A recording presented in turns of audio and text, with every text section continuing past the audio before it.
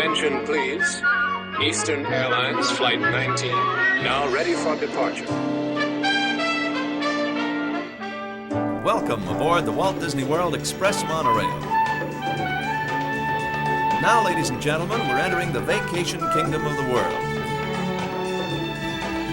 There's enough land here to hold all the ideas and plans we could possibly imagine.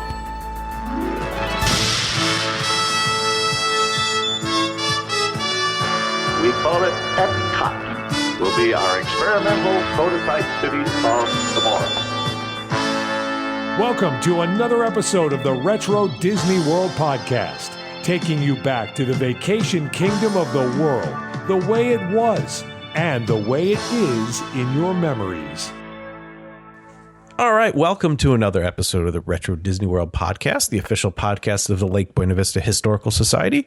This is episode 101, Westside, where we'll be taking you back to the west side of the Disney Springs area, Disney Downtown Disney, Lake Buena Vista Shopping Village, whatever you want to call it. Pleasure Island. Pleasure on the west side of that specific area. So sitting in with me, as always, Mr. Halbauers, you're going to take us through this, and you're in your location there. The last time your temporary location, you're moving in again to the back to the house. I am. I got my own West Side going on. So yeah, we're gonna get back into our house again after long last.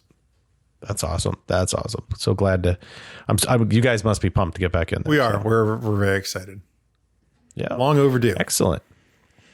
And as always, Mr. JT Kuzier, how you doing tonight, JT? West Side.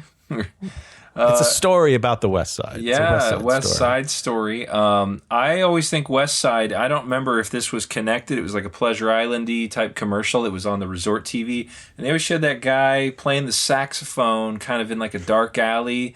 And the light shining down on the ground was in the shape of a Mickey. And it was like, enjoy the nightlife at Disney. Downtown Disney, the heart of a city on a corner of our world, where you'll find the biggest names in food and fun from the best cities on the planet. Downtown Disney West Side tempts the senses with menus, shops, movies, and music.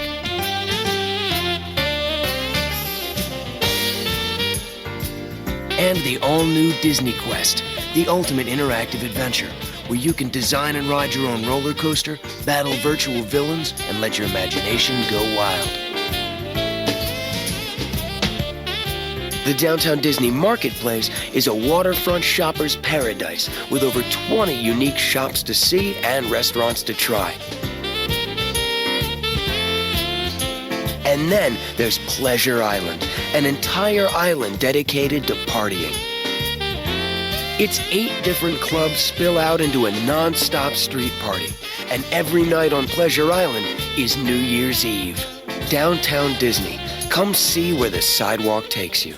Just kind of on a street corner, and I never saw him actually there, but that was one of the things I recall from that era of the early 2000s West Side. Cool. Good to know.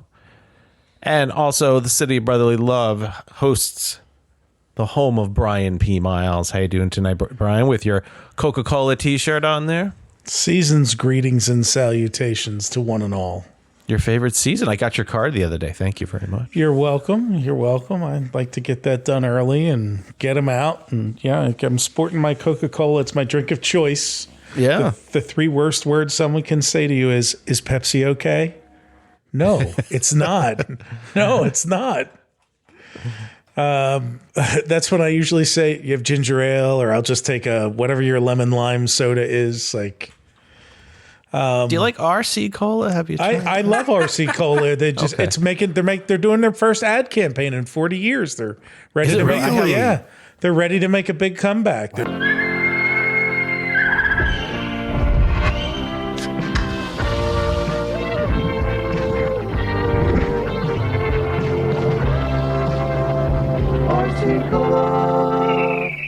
Who owns Royal Crown Cola? Dr. Pepper 7-Up Snapple, that company. I thought Dr. Pepper was owned by Pepsi, no? No, Dr. Pepper is distributed in some parts of the country by Coke, in some parts of the country by Pepsi. They have bottlers throughout the country, and they are not exclusive to Coke or Pepsi. And okay. so there's a little Dr. Pepper insight for you. Yeah, in fact, they were in the news recently because one of they're trying to get out of their contract, I think, with Coke in those locations and distribute themselves. And so Coke pulled Dr. Pepper out of I can't remember if it was McDonald's or Burger King's and replaced it with Mr. Pibb. Okay.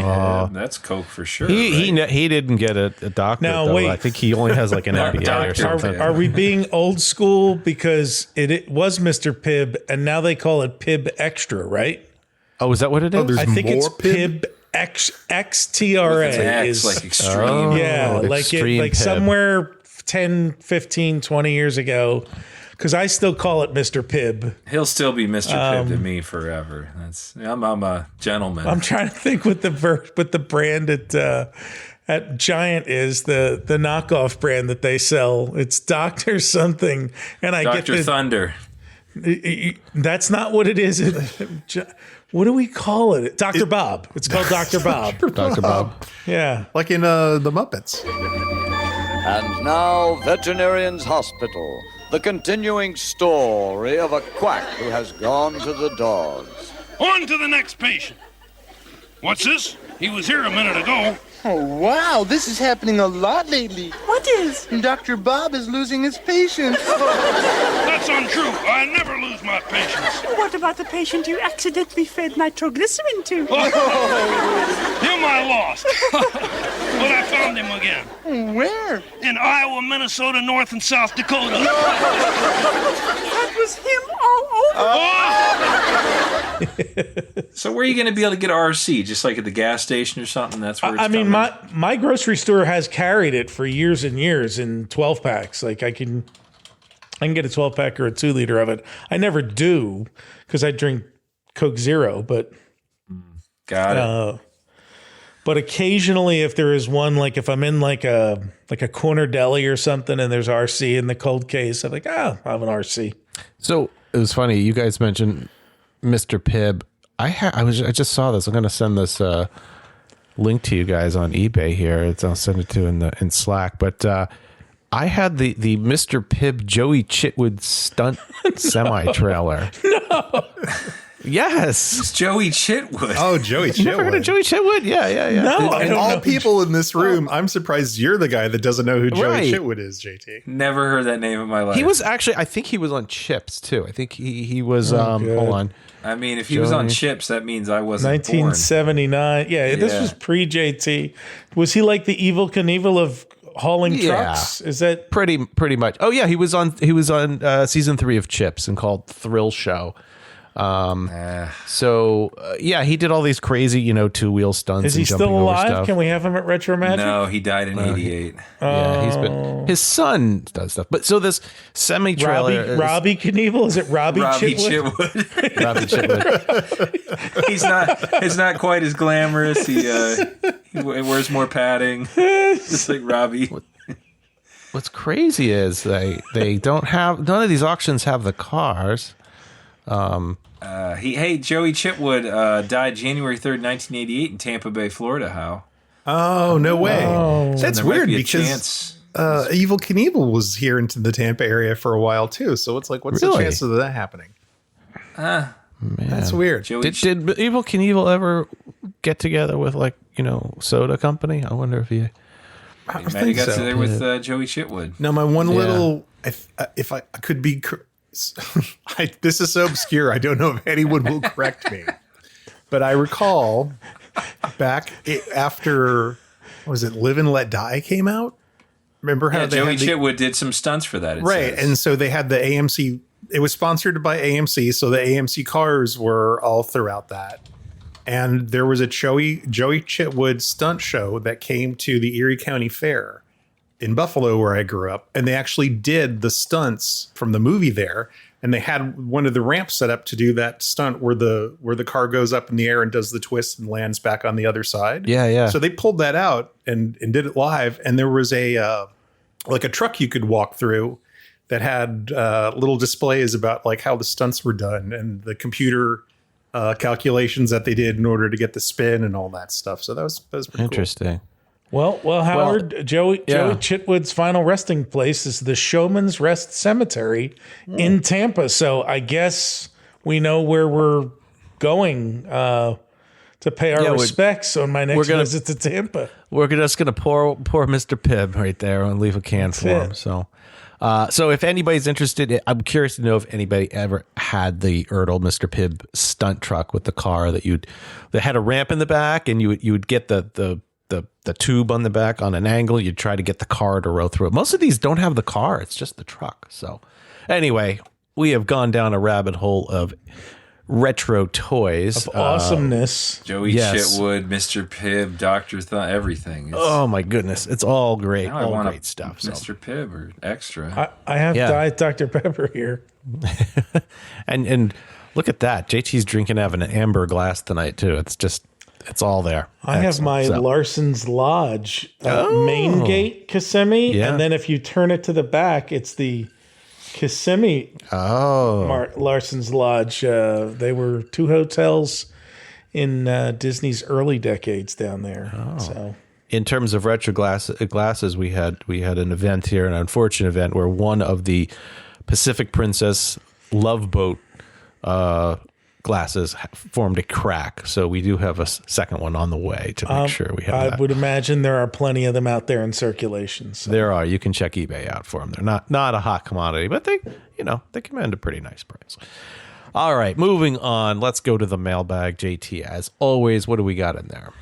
All right, well, big thanks to our writers, our listeners, people that reach out. We get a lot of it. We've been kind of slow on the responses due to retro magic and all that, but we'll get back to it here. So first one I have, and this is kind of timely with the holiday season as we're recording this in December. I figured you guys would like to offer up a little update. Ashley's asking, wondering if we were doing an ornament anytime soon, or what we got in mind. Any plans, any secrets, anything on the ornament front? So I thank you for asking that question. Retro Magic took a lot of our time this year and just didn't have the bandwidth and everything to get an ornament out for this holiday season, but we are going to be doing one early next year. I don't know, Brian, should we give just a hint? I could just say one word. Yeah, because I've forgotten. I know we had settled on something and we're working on it. And, yeah. Well, I'll just say it's water. Water is the hint. So if you think you know, call us on the 800 line and we'll see if you guessed it correctly. Water is your clue. So with that said, people are thinking like, oh my God, I'm good. The Fountain of Nations, it's going to be really working. We're just going to sell terrariums and tell people that it's the old Polynesian lobby. Yeah. Bring your own bird. Little dog food pump built into there to cycle the water. It'd be great. That would be good. All right, Ashley. So that's the update. Yeah, not a huge one, but we got some stuff in the works here, definitely. Next up, though, is Daniel E. Hanna. I did some digging, Daniel, and if you're still with us as far as like a listener, Daniel wrote us in July. Or otherwise. Yeah. Otherwise, yeah. We just hope you're still here. Yeah, July of 2020, he wrote us. I went back and pulled this one out.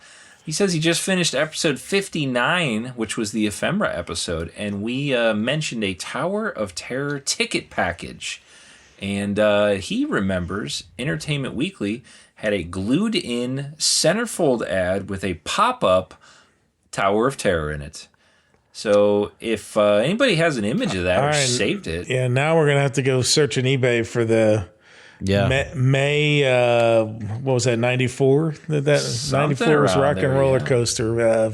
What magazine was it? Disney? Entertainment Weekly. It had it glued in there. He didn't give a month or when it came out, but I assume around the opening, to promote it and stuff. Yeah, so that was a cool I believe that magazine is still produced, but man, back in the 90s, that was I looked forward every week to that showing up. They used to advertise a lot too, like that was like that, and Sports Illustrated commercials were like huge, like just get your subscription now and get your free football phone, and Entertainment Weekly gave you like a disco is back. Introducing Entertainment Weekly's new disco collection. It's free with a paid subscription to Entertainment Weekly. To be real. This is great. I love it. It makes me feel like dancing. This exclusive new disco collection has 24 of the dance classics that define the disco era. Every song is there. You've got the ultimate party collection. And when you subscribe to Entertainment Weekly at a savings of almost 70% off the cover price, you get the new disco collection free. It's free. It's amazing. Entertainment Weekly is more than just reviews. It gives you the inside scoop and behind-the-scenes look at movies, TV, music, video, and more. Call right now and get 30 issues for 4 monthly installments of only $5.99 each, or use your credit card today. It's just a complete dictionary to the entertainment world on a weekly basis. So call and subscribe today. You'll save almost 70% off Entertainment Weekly, and you'll get the new disco collection free. It is, it's actually pretty amazing that they actually did put that magazine out weekly, and it was a beefy magazine. It was not. Yeah. I mean, that was kind of the People magazine of its decade, right? It was the what are they? The Hollywood Reporter is the trade, yeah, that one but too. It was the Hollywood Reporter for consumers. Like, it just every week you would come and it's what's new on video, what's coming in the theaters, TV, cover stories on the big stars and things. Like, you would always hear Michael Keaton in negotiations to play Batman. It was a great magazine. And if it was a movie coming out, that's where you'd see your spread on the new movie coming out. The press junket, whatever you want to call it. I remember reading in that magazine when Batman Returns came out that the glasses Michael Keaton was wearing as Bruce Wayne, when the bat signal lights up at the beginning and he takes off the glasses and stares out the window, that they were a $200 pair of glasses, which in 1992 was might as well be $1 million. Who would wear these? And, I specifically remember reading that in Entertainment Weekly. And here's, if you want the look, here's the brand that you want to buy. And I'm like, oh, wow. It's a good thing he's a millionaire, that Bruce Wayne. He can afford those $200 glasses. You could get 2 pairs of glasses for $29 at Pearl Vision. So in less than an hour. I know we get off on tangents, but JT brought up the football phone. So 3 or 4 weeks ago, my friend Alex in a group chat brought up the Sports Illustrated football phone. And I just said, hey, because we were talking about whether Sports Illustrated is still published. It actually is on a monthly basis. And did it used to be weekly? It used to be weekly. Yeah. And I found, as a Christmas gag gift, I actually not only found a Sports Illustrated football phone, I found one sealed in the original wrapping. Oh, that's great. And so when it came, it was the box was, take it out of the box, the plain shipping box. And then inside was this, it looked like shipping paper wrapped around it, like cellophane shipping paper that was brown. So I sliced it and I realized, oh God, this is the original, this thing has never been opened. I don't even know how the person knew what it was inside, remembered, but I cracked it enough that I could see the phone in there, which is a lot smaller than you think it is. It's not like a regulation size football. And I put it through a little piece of tape on there and back up so he knows that oh, hey, this is when you open it, you're smelling 1989 plastic. So did you just ruin the surprise by telling him? No, because he doesn't listen to the podcast. So okay. Nobody tell him if you're listening and nobody tell him. Don't say anything. I'll give it to him on the 23rd of December. And, let's be honest, Hal, the likelihood that you get this out in 13 days is. Oh, no, we're putting this out. Gauntlet thrown down. Look at this reverse psychology we got. So I'll have to get a picture of him with the Sports Illustrated football phone. But I actually wanted to get an issue of Sports Illustrated too. Oh, from that era, yeah. Well, no, just from now. And I was where? And I actually Googled who still has a magazine rack, because I know the checkout counter at the supermarket is just soap operas and the Will and Kate, their love affair, people special. Our Barnes and Noble has a magazine. Okay, rack. That's a good suggestion. I'd actually Target came up on the Google's suggestion. You can go to Target, they have a magazine rack, and because I'm sure it's on there. is like step into the 90s. They got like one that's taller than me, and it's like 20 feet long. It's like Yeah, we have a Barnes and Noble's not far from here, so I'll have to check it out. I got to make the guide complete. I do see the 1990 Sports Illustrated sneaker tennis shoe phone. I saw that. Looks like a kid. I went down the list.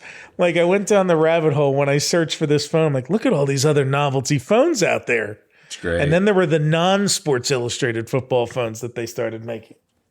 With 75% off the cover price. That was their. Yeah, that's right. Always off the cover price. Yeah.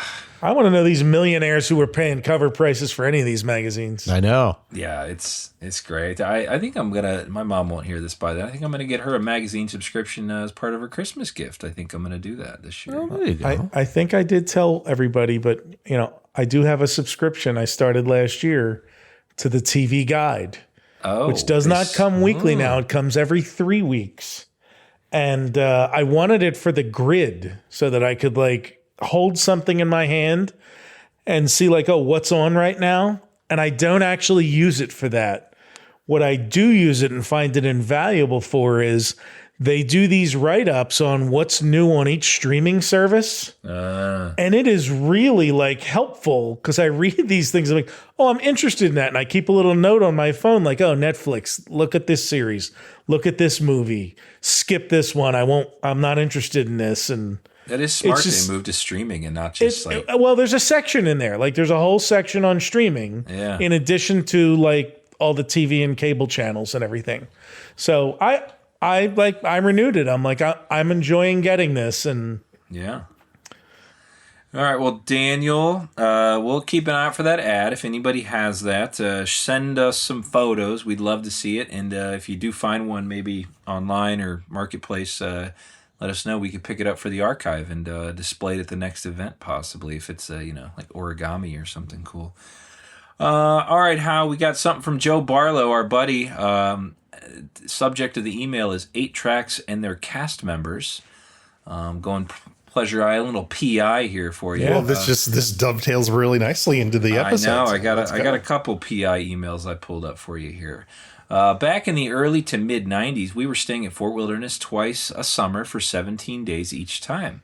We also traveled 3 or 4 times a year for short stays. We traveled with our neighbors to Disney all the time. Well, in 1991, 2 of us turned 21, so the timing was perfect. We would hang out at PI at least 12 of the 17 nights. And almost exclusively at 8 tracks. As regular and good tippers, we started getting comped a lot of drinks. We would get to talking and had 2 regular waitresses. One was named Diana, and the other I can't remember. We ended up always closing the place when the bright lights would come on, I believe at 2 a.m. After a few 17-day trips, they started inviting us to go out with them and the other cast members to the Royal Plaza Hotel. After hours. Under the Giraffe, right? I don't know. Wasn't that where the Giraffe nightclub was, Hal? I think so, yeah. I think it was the Royal Plaza. Yeah. They had a nice bar with pool tables, and it was comfortable. The nice part was they would call in our drink orders because last call there was 2:30 at that hotel. It was a nice group of people who worked there. We probably threw back 10 or 12 drinks back every night. We would get charged for one and give them a good tip. Gee, I wonder why Pleasure Island went out of business. In fact, if you know any Facebook groups that they might belong to, I would love to look them up. So if anybody knows Diana and her buddy from 8 Tracks, Joe Barlow, we have a missed connection there, matchmaker here. The just for clarity, the Giraffe Lounge was in the Hotel Royal Plaza. And if I remember correctly, the reason it was so popular is because it was open officially until 2, but like they would stay open later for people. We've heard that same thing from other people too, especially employees, Disney employees of Magic Kingdom, where they would finish out their shifts and then go to the Giraffe Lounge. Yeah, it sounds like that's what he did. It sounds like they were getting the comp drinks there, maybe. Yeah. Oh, okay. And that whole thing of like being able to call ahead in order to order the drinks before the bar closes, that's fantastic. Yeah, last call was at 2:30 at the hotel, it says. All right, there you go. So yeah, so you figure you're nursing your drinks till 3 o'clock, and when everything at Disney closed by midnight, hey. And you got to get back to Fort Wilderness from there. Jeez, after 12 drinks. Oh my gosh. You hit a bear. I guess they had a car. They must have had a car because I don't know how else you would get. What were you going to hit back then, Hal? I mean, there was vacant roadway. Campers. Yeah, that's true. Well, there's still some deer out there, even to this day. So, All right, well, and the odd security guard in his shack. We appreciate that, Joe. Good story. Another Pleasure Island email in the 90s. This is from Eddie. Hello, gents. Brian mentioned towards the end of the episode the free cast member night. Do you remember mentioning that, Brian? This was in 2024. I don't know. Sure, I remember it. Yeah, I had a good friend, not you. Ed had a good friend who was a cast member from 93 to 98, which is right in the sweet spot for the theme park nightlife at that time. On Thursdays, cast members got into Pleasure Island for free and enjoyed some drink discounts at the clubs. Because of this perk, Thursdays were the most crowded night that era. By opening it up free to cast members who mostly were in that 18 to 21 range, it was a way to keep things fun and exciting and recycle a little bit of money they were getting paid and right back into the Disney account. You guys did a great job capturing the vibe during that period. It felt like a night out, but at the same time, very different from City Walk and Church Street Station. It was Disney-esque and detailed, but in a strange adult kind of way. Somehow it all worked, at least for the first few years. Great 4-part episode, by the way. We could all use a good overpriced Pleasure Island drink by now. All right, well, cool. If you have something you'd like to share with us, a memory, a story, or even a question, write us, podcast@retrowdw.com. We try to respond to every message. Some end up on the show, and hopefully, if you send us a fun one, we will get it on the next episode. All right, well, it's time for our main topic, which how you are taking us back, along with all of us here, to downtown Disney's West Side. Was it downtown Disney when it opened the West Side? Is that what that's what they were calling it? So that was part of the whole rebrand. So Pleasure Island. So we had the Disney Village Marketplace previously. Yeah. And then you had Pleasure Island, and both of those things were really doing so well. They're like, you know what we need to do?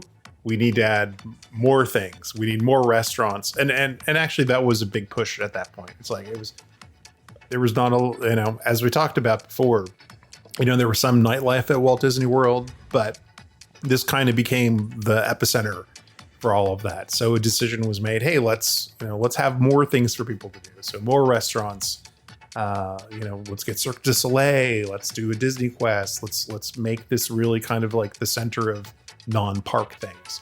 And as part of that was the rebranding. So the old marketplace became the old Disney Village became Disney Marketplace. Mm-hmm. New signs, some new stores, spiffed it up. Then you still had Pleasure Island, and then you had this whole new section on the west side of the lake. And so they used the really creative name Westside for that instead of coming up with something else, I guess. So, I guess if it works, it works, right? Can you imagine around that meeting, what are we going to call this? Well, it's on the west side, Yeah. West Side. How do we make that sound flashy? Why don't we just call it the West Side? Yeah. Oh, okay. It did have a different, I don't say the name to me sounds intriguing, but it's not, you're just like, what's going on over there? There's not much to tell you. You almost like want to explore it, but it also... It's the same demographic of people over there. Are we going to see different people? Like, that's the other side of the tracks. Side? Yeah, exactly. Now, hey, there are tracks over there now. Now, I have a genuine question, Hal, because if I'm looking at an overhead map, it looks like Pleasure Island is smack dab in the middle of these two. That's right. And when Pleasure Island was a paid ticket event, could you get from West Side to, like, say, the World of Disney store without going through Pleasure Island? So that was one of the really weird parts of this. When Pleasure Island was still a ticketed, separate attraction, during the daytime you could walk between them. Yeah. So, when the sun was out, no problem. But it was so bizarre because everything in Pleasure Island, for the most part, was closed during the daytime. So you'd go from this hustling, bustling, marketplace through no man's dead land, zone. dead zone. Bizarre. There are a few things more depressing than walking the Vegas Strip during the day. Yeah, that's exactly what it was like walking through Pleasure Island during the day. And it had like the leftover stuff from New Year's Eve. The confetti's just didn't get cleaned up. There's Guy a beer sitting bottle there sweeping, emptying the trash. By itself. So I think if you wanted to move from one to the other, you had to come out by Planet Hollywood, walk all the way across the parking lot, and then kind of come back up to where the Empress Lily was. There was a sidewalk there. And that's right. Well, there was a sidewalk, but it wasn't like... You had to walk around it at nighttime. Once you had to pay to get in, you had to walk through the parking lot on that sidewalk around the outside perimeter and over to the other, which was not... And to me, I think that's part of what may have caused some of the decline in Pleasure Island is having 75% of the people who walk through Pleasure Island during the day going, oh, this is dead. There's nothing going on here. Yeah. Well, and there's a postscript that probably should go at the end of the episode, but we can kind of say it as a flashback in the beginning. You know how these movies go where like the end of the movie is how it starts. It's part of why, even though I'm not a huge fan of Disney Springs, one of the things that Disney Springs fixed is since they built the original village, everything they've added since then, there was some level of inconvenience or something that didn't work right. True. And then as they kept adding things, it became more and more like a labyrinth. Like you were playing a game of Doom or something, trying to find your way through the maze down there. It's pretty complicated. How do I get to Gloria Estefan's restaurant from this ship? Well, you got to go out to the parking lot and walk down to Planet Hollywood, and then go around the movie theater. And don't turn right because you can't go in there without a ticket, but you can take a left and go down and see. Like that's how. So yeah, that's why when you're at Disney Springs now, like at least it makes sense. Like, oh, okay, it's like 2 rows of shops in this waterfront area, and there's ample parking, and I mean, as we're getting into this, if you remember when they opened the Westside, that's where at the end of the Westside is where they put the bus stops. Yes. For the resort buses. So no matter what you were buying, at the end of the night, you had to hike all the way to the end of Westside to pick your bus up. It just doesn't make sense. Like I got all these bags of Legos and stuff, and in the real funny part too was like Westside wasn't more shopping. Like there wasn't like a ton of stores. It was more like events, which we'll get into, and things like shows. And it was entertainment. It was entertainment and food, and obviously we got Disney Quest, which is a whole episode into its own. But what should we do? Should we walk from? Let's go line by line.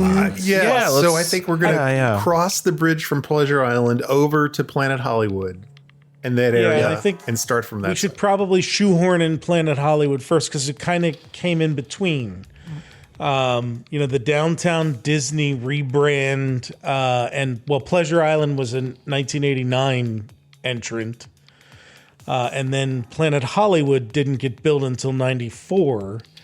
And the movie theater got built, I think, at the same time. So it actually opened on December 16th, 1988, a few months before Pleasure Island opened. It opened as a 48,000 square foot 10-plex and was promoted as the finest movie theater in the world.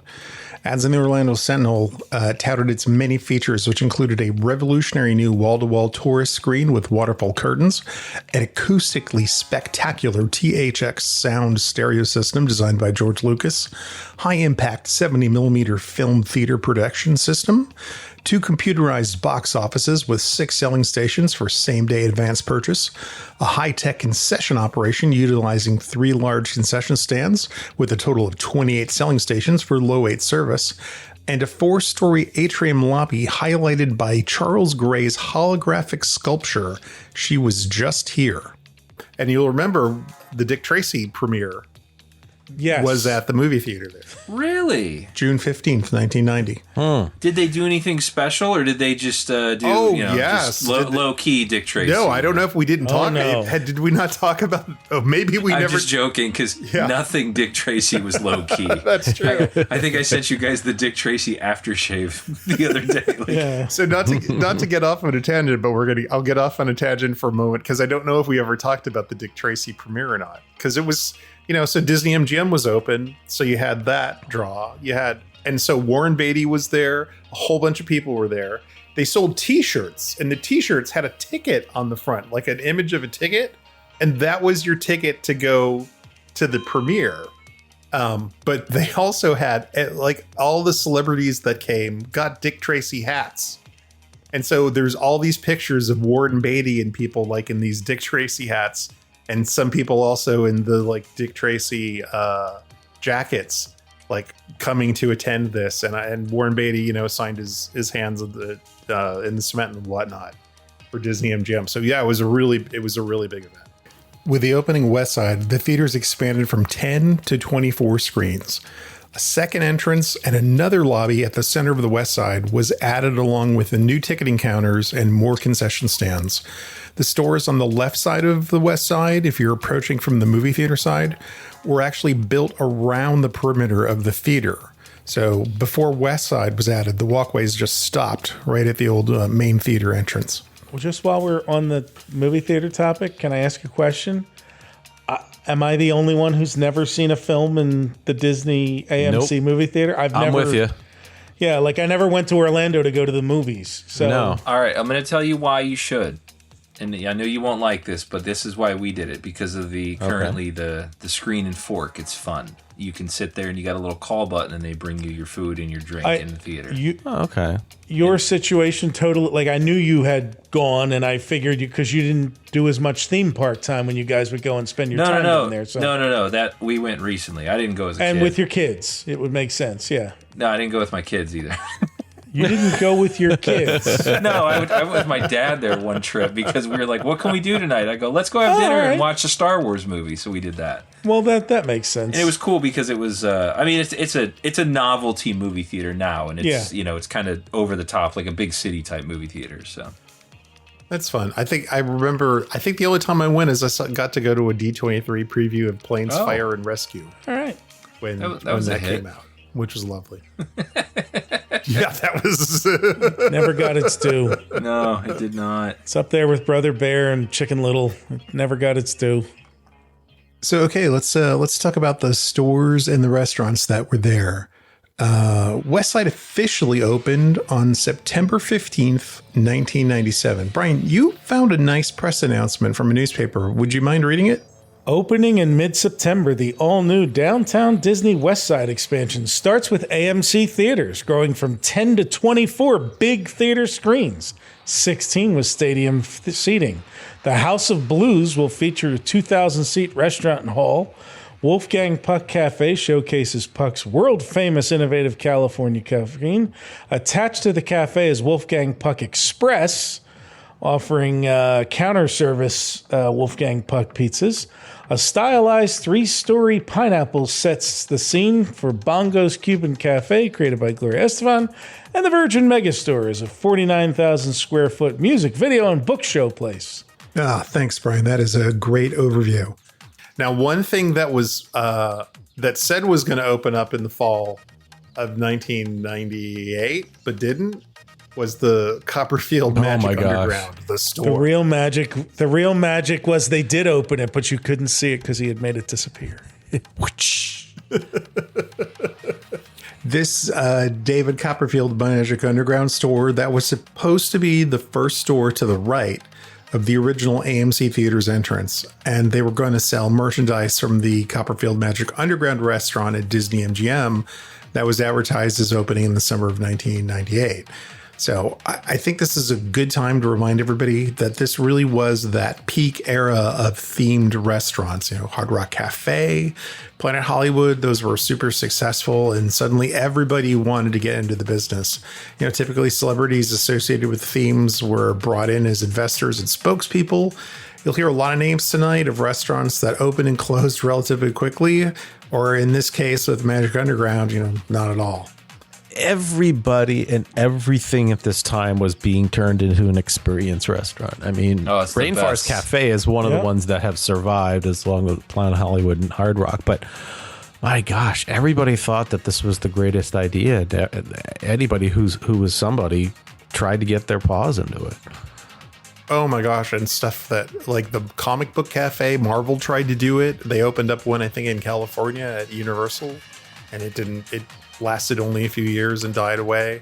All of these opened up locations in Times Square. Oh yeah, Times Square was the birthplace of a lot of these. Right? They try it there. Yeah. There was also a WWE restaurant at one point. Oh yeah, that was the thing. And what was the Steven Spielberg one called? It was a submarine. Dive. Oh, Dive. That was a big theme.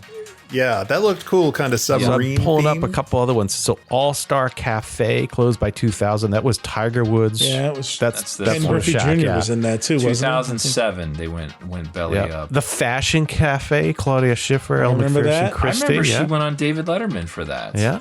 Motown Cafe. That was at Universal in Orlando. City Walk. That was at City Walk in Universal. Michael Jordan's restaurant. Well, that was just the restaurant, but Dive. That was the submarine themed one. Steven Spielberg and Katzenberg.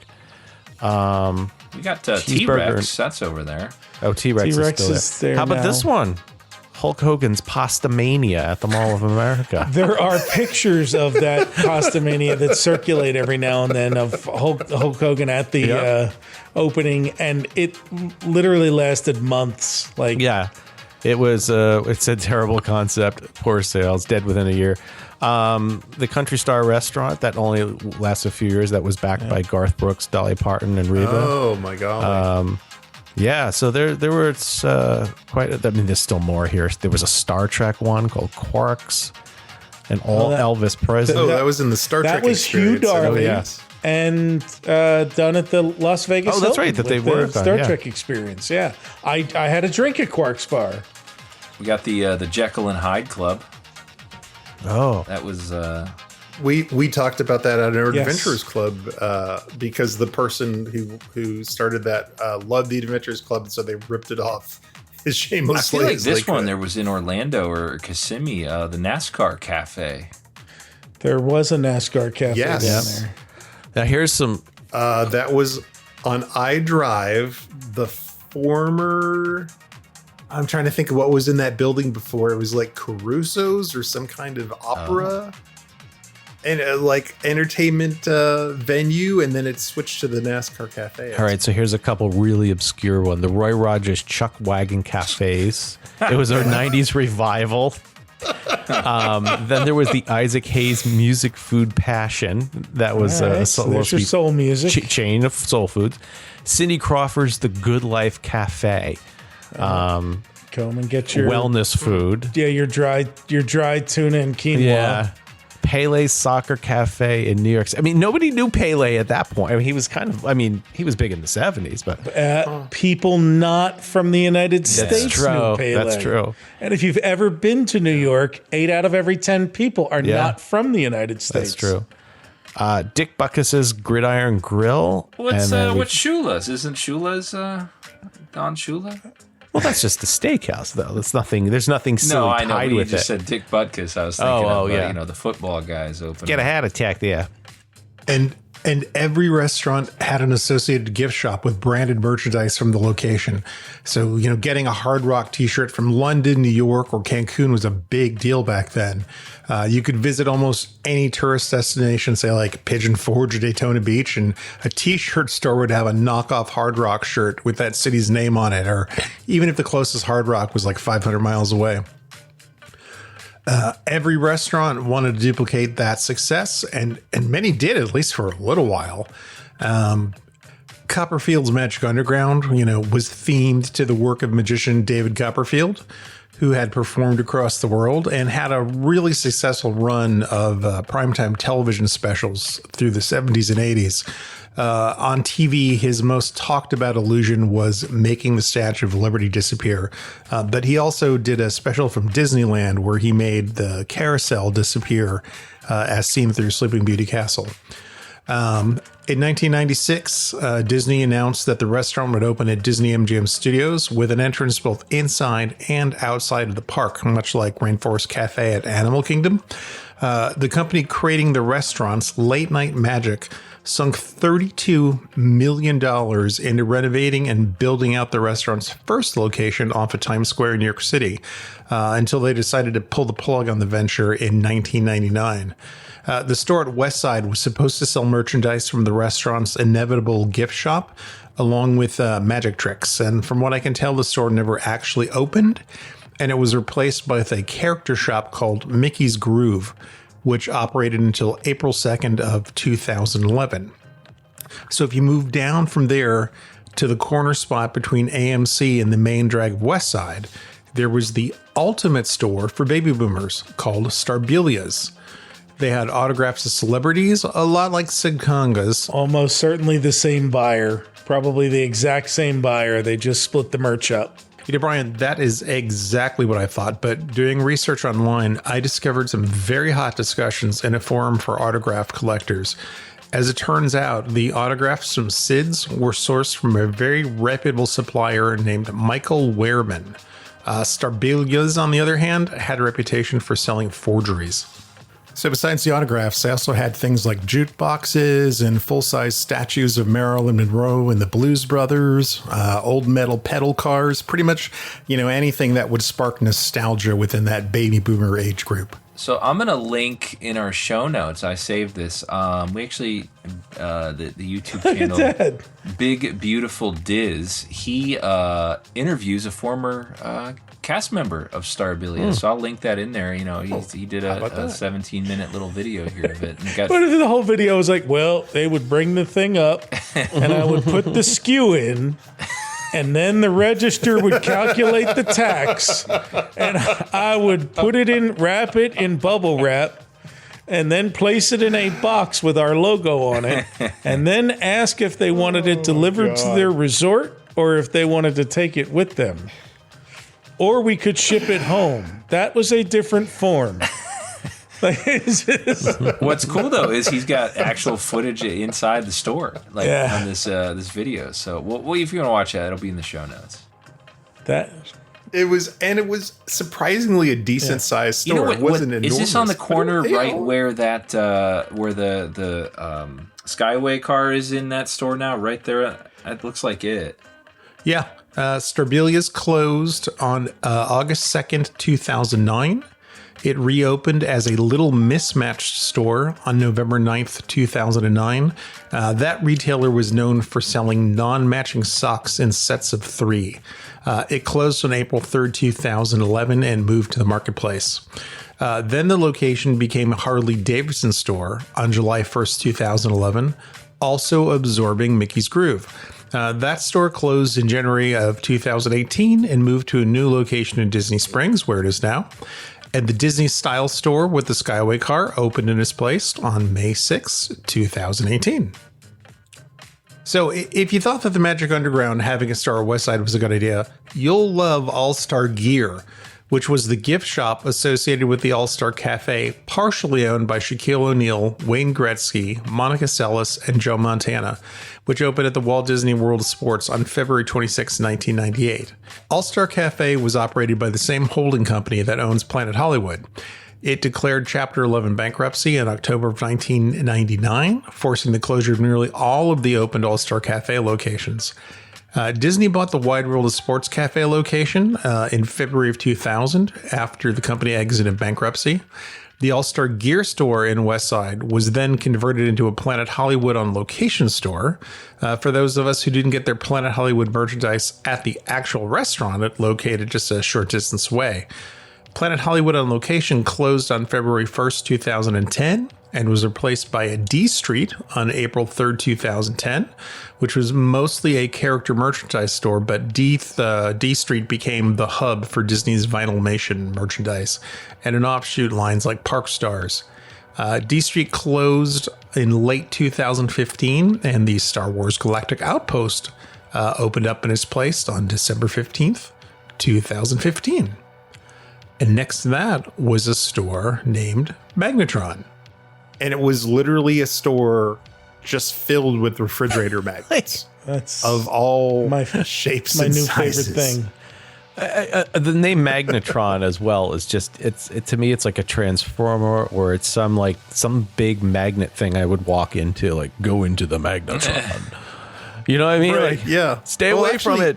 Is that not the thing that's inside of a television that shoots out the cathode ray? Like, that's an actual Yes, thing, it is. right? It is the vacuum tube that generates microwaves and stuff like that. So yes, you're right. That the Magnetron, it's in your microwave. Maybe in a microwave oven. Yeah. So I knew there was a real sort of. But thing, it's just it's very 90s too. You know, it's super nice, and I guess that's one thing we can kind of say. So as much as Pleasure Island was sort of, the late 1980s in style, Westside was 100,000%, late 1990s in every way possible. Yeah, I mean, Pleasure Island was based on Granville Island in Vancouver. And, I mean, the West Side, it just screams like the Team Disney building and the casting building and all that Swan Dolphin era architecture, and it just was very, very much of a product of its time. How shall we say? Yeah, oversized, just big things. I have a description of Magnetron from the architects here, if you'd like to hear it, who designed it. Oh, yeah. The design. Absolutely, Ace Architects. That is aceland.com. It's a nice little synopsis here I'll go through. Had Buck Rogers needed a refrigerator magnet, he'd have blasted into a store like Magnetron. Located in downtown Disney, up the street from the Guitar Gallery, this store's glistening steel walls offer 20,000 magnets that talk, sing, ring, and beep. Magnets that light up, blah, blah, blah, blah, blah. They got all the description of every magnet. At Magnetron, every few minutes, lights dim as the store's magnetic generator is powered up. Electricity crackles along the ceiling, while at the store's center, luminous waves of energy rise to a great horseshoe magnet overhead. At last, a brilliant electric flash bolts into the night sky, trailing an array of swirling green phosphorescent nubulae? Oh, nebula? Uh-huh. You know which ones I just keep thinking of? Do you know those really bad looking ones where it's like a wok and there's like tiny little noodles and little pieces of felt? It's, I'm sure we've all bought magnets in time. Great. Now I got to get Todd a new Christmas present. He's got me a wok magnet. Got him the wok magnet. Yep. Darn. Yep.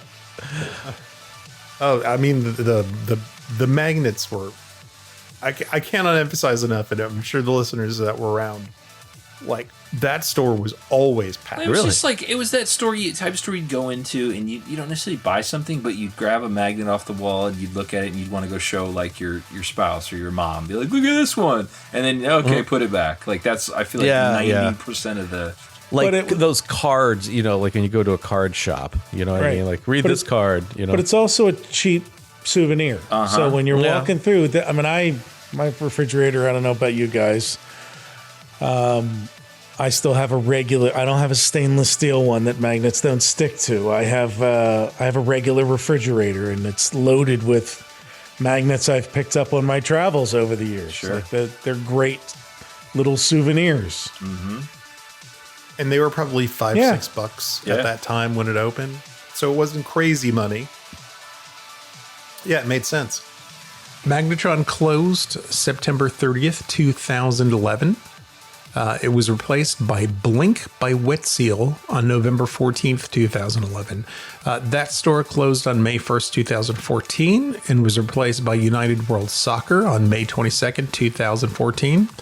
That store closed March 25th, 2015, to be relocated to another defunct Westside store and was replaced by Superhero Headquarters on May 1st, 2015. You can still visit the Magnetron store in San Francisco on Pier 39. So, pick up some Rice-A-Roni and a magnet the next time you go visit the Walt Disney Family Museum. Next, down in that row of stores was Candy Cauldron, which amazingly is still there. In fact, it's the only opening day store that hasn't really changed into something else. And then there was also a glasses store called the Celebrity Eyeworks Studio. So if you wanted to get your $200 Batman glasses, you could probably get them there. Yeah, that'd be a good place to do that. And that's it. It was a high-end, eyeglass and sunglasses store. Not Sunglass Hut, which came in later. But again, as you said, Brian, these are, very specialized, high-end stores that I know I probably browsed through there.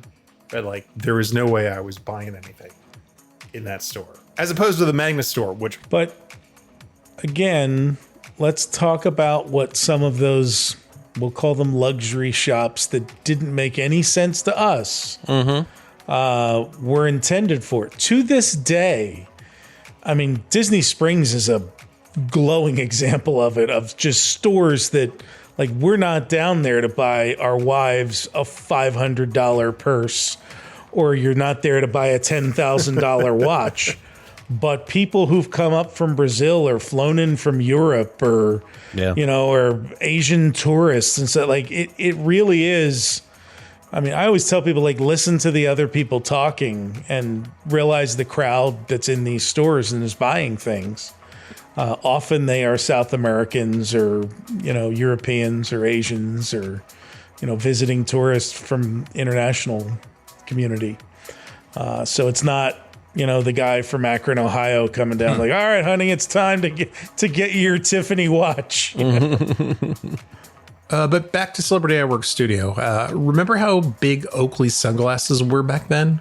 Celebrity Eyeworks Studio was acquired by a company called Iacon in 2003, which was Oakley's retail chain. And the store was renamed Sunglass Icon in 2004.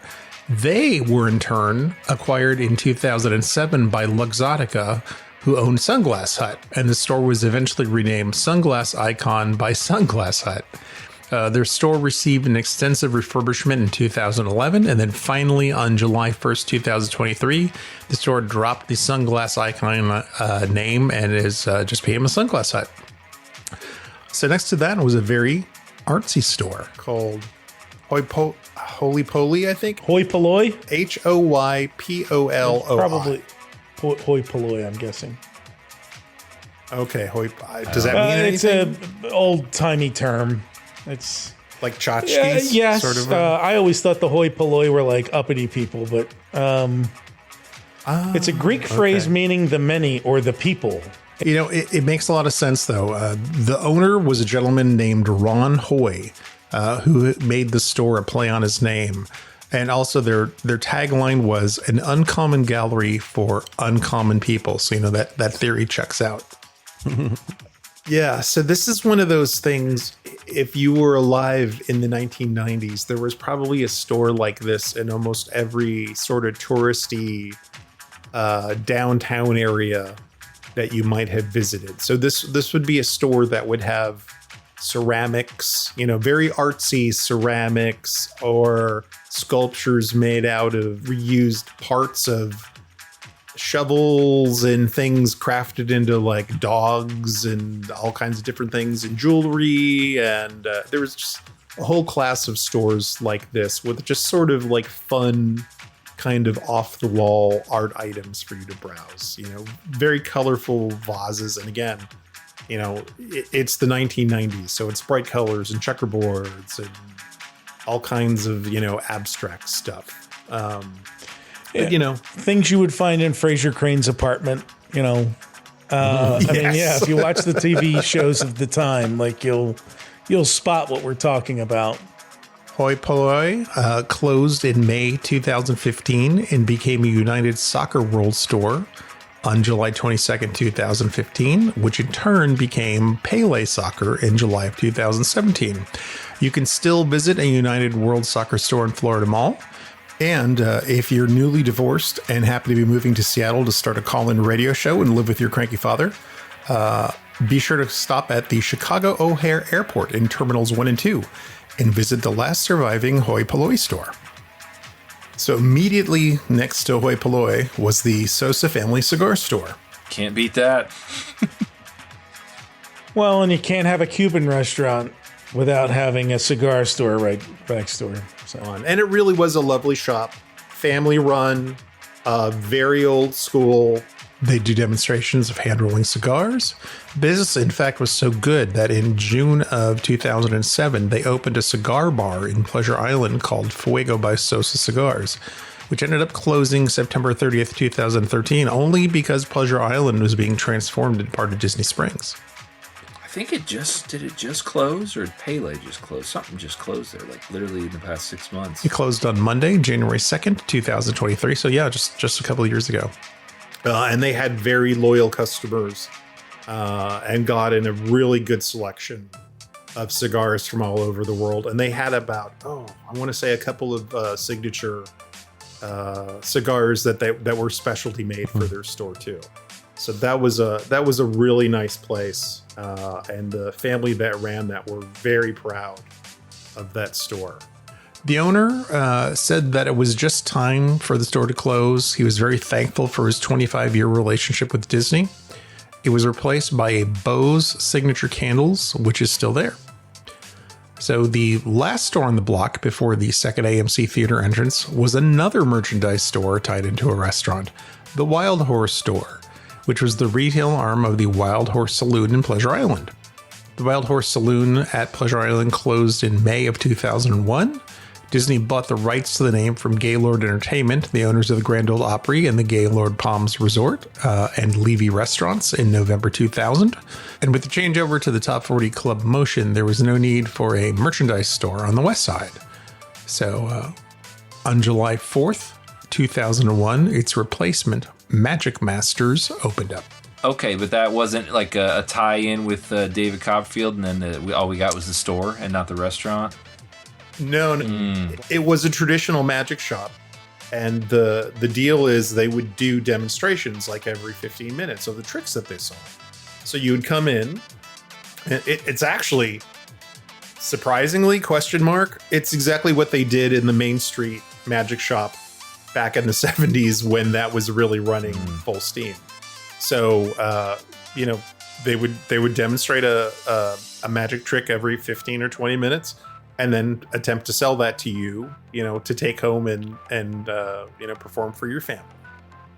And there were a number of them, again, in a lot of touristy places. And it lasted 5-6 years, maybe, I think, after it opened. And, it's fine. It's not like there's a giant, request for magic at that time or any time. But it was cool. Yeah, it's pretty cool. I want to say there were a couple of them in Orlando at other locations. Like there might have been one on iDrive in one of the plazas. Yeah, I think the thing to remember is basically what we're talking about is an open air shopping mall. So stores would come and go over. They were tenants, a lot of them. They weren't Disney run stores. And that's part of that whole 90s Paul Pressler and Judson Green executives that started to monetize the spaces in the parks and in downtown Disney Springs, with outside companies dealing. And so it wasn't Disney's deli anymore. There's a Subway down here now, and Universal did that when they opened City Walk. I mean, that was they kind of blazed the trail there by filling it mostly with third-party vendors. Mm-hmm. So, and you are right on. I mean, this is what really sets up the Disney Springs that we know today, of having mostly third parties as stores and restaurants and Disney just owns the building, owns the real estate. Yeah. you know, here's your rent. Come in, leave, do whatever you need. Yeah. You know, if you go, we'll find somebody to take your place. There's 3 guys. We were down there recently. I remember walking through during Retro Magic. We were over there one day and we walked through and there's like just a couple stores, like something's coming, something's gone. You know, it's like a mall. I mean, that's really what it is. Coming soon, another fine store. You know, I remember telling people when Disney Springs opened, you know, the completely renovated Disney Springs with all these, you know, stores. And I said, well, I live 20 minutes from the King of Prussia Mall, which, depending on what year it is and what they've added, it's the first, second, or third largest mall in North America. It always competes with the Mall of the Americas in Minnesota and then one up in Canada. And I said, there isn't anything there that I can't drive 20 minutes away and see. But for like 80% of the people who go to Disney World, that's not the case. Like, they don't have those stores at their, you know, regionally, you know, large city malls or whatever. So, again, it's who the audience is. Magic Masters closed on September 25th, 2011, so it made it through its 10-year lease. It was replaced by a jewelry store called Something Silver, which, you guessed it, sold silver jewelry. Something Silver closed in March of 2019 and was replaced by a pop-up green screen photo studio named Amazing Pictures in April of 2019. That stayed open until September, when it closed to make room for a second location of Ampa Hills Creamery. That company unfortunately went bankrupt in March of 2020, in part because of their partnership with Disney, which caused the owners to seek funding from venture capitalists and invest in a factory that was never able to produce enough product to pay for itself. Another ice cream shop, Salt and Straw, opened in that space in April 20th of 2022, and we have reached the end of the first block. But the place that I loved to death, and I'm sure you all did if you went, and certainly tons of our listeners, was the Virgin Megastore, which was just an enormous music and video store. Multiple stories, import section on CDs and movies that you would couldn't get anywhere else. Just what a... Did you guys go? Did you guys see that one? No, but I was just gonna. I don't think I went there. I recall, but this was in the heyday of media stores too. Sure. Your Best Buys, you know, we all remember Best Buy. I also remember Circuit City, but Media Play was big in the 90s, right? And Virgin Megastore. I mean, Tower Records was Sam known Goody, before The Wall. this. Oh, yeah. Well, Sam Goody, yeah. Did Sam Goody have Camelot. big ones like that? Oh, yeah. Camelot, you know. That was my old days. Media was physical media was such a thing that I think the youngsters these days don't even really realize, right? This was that time too when it was very, to me, like groundbreaking, because I was just getting into music and CDs, and you could go there and actually pop on headphones and hit the buttons and hear some of the, you know, the stuff, the listening stations. That was huge. JT, you saw that one that I found for you the other weekend, yeah, right? You don't see that. It was anymore. repurposed. It's a CD pressure button thing repurposed as just like a shelf selling stuff in the store. Listen to the nature CDs there. But yeah, they would have it like you'd be in a section for whatever, you know, classic rock, and there'd be like 5 classic rock CDs, and you could pick from whatever and try them out. I didn't. Also, too, I mean, when you say Virgin Music Store, you know, we're thinking media, but don't forget, like, there was still vinyl, there were still cassettes, albeit limited. You know, by the late 90s, those were almost gone. But there was not much vinyl at that point, but there was a lot of cassettes and CDs, and then you were, you know, videotapes and DVDs. Yep. Out there. Yeah. Some video ROM things and Laserdisc. There were no Funko Pops. JT, I'll tell you. I can tell you that. Yeah. No, but they would sell. But they also sold, you know, headphones and Walkmans and things like that in there, and carrying cases. And so JT, you like listening stations?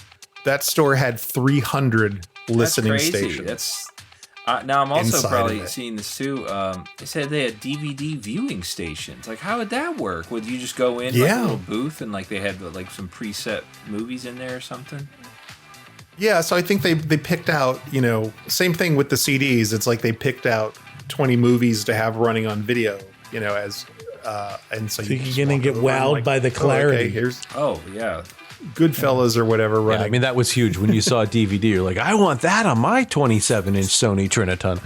And I guess, so maybe we'll take a little side trip to talk about what it was like during a time when you could actually preview, or why you needed to actually preview CDs and things at that point.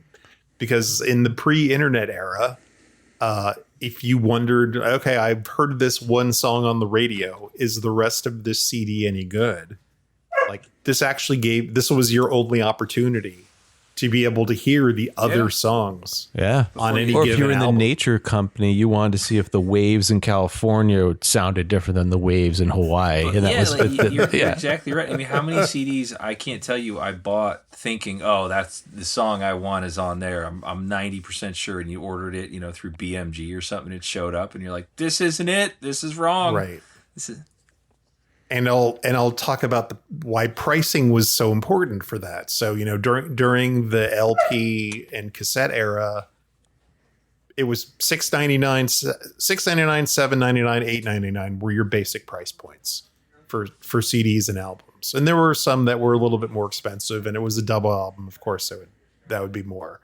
But that was kind of your thing. And singles were still big. So if you wanted the one song that was on the radio, you could get a 45 or eventually a single, or finally a mini CD when those came out, for $2.50, usually $1. When I was a kid, I think singles were 99 cents, which is why iTunes singles were 99 cents. I think I have a couple. I know I have a couple of cassette singles in my bin of cassettes that have survived the decades, and the one I know I have is the Bangles' "Eternal Flame." And no, I don't know what the B-side is because I didn't enjoy it.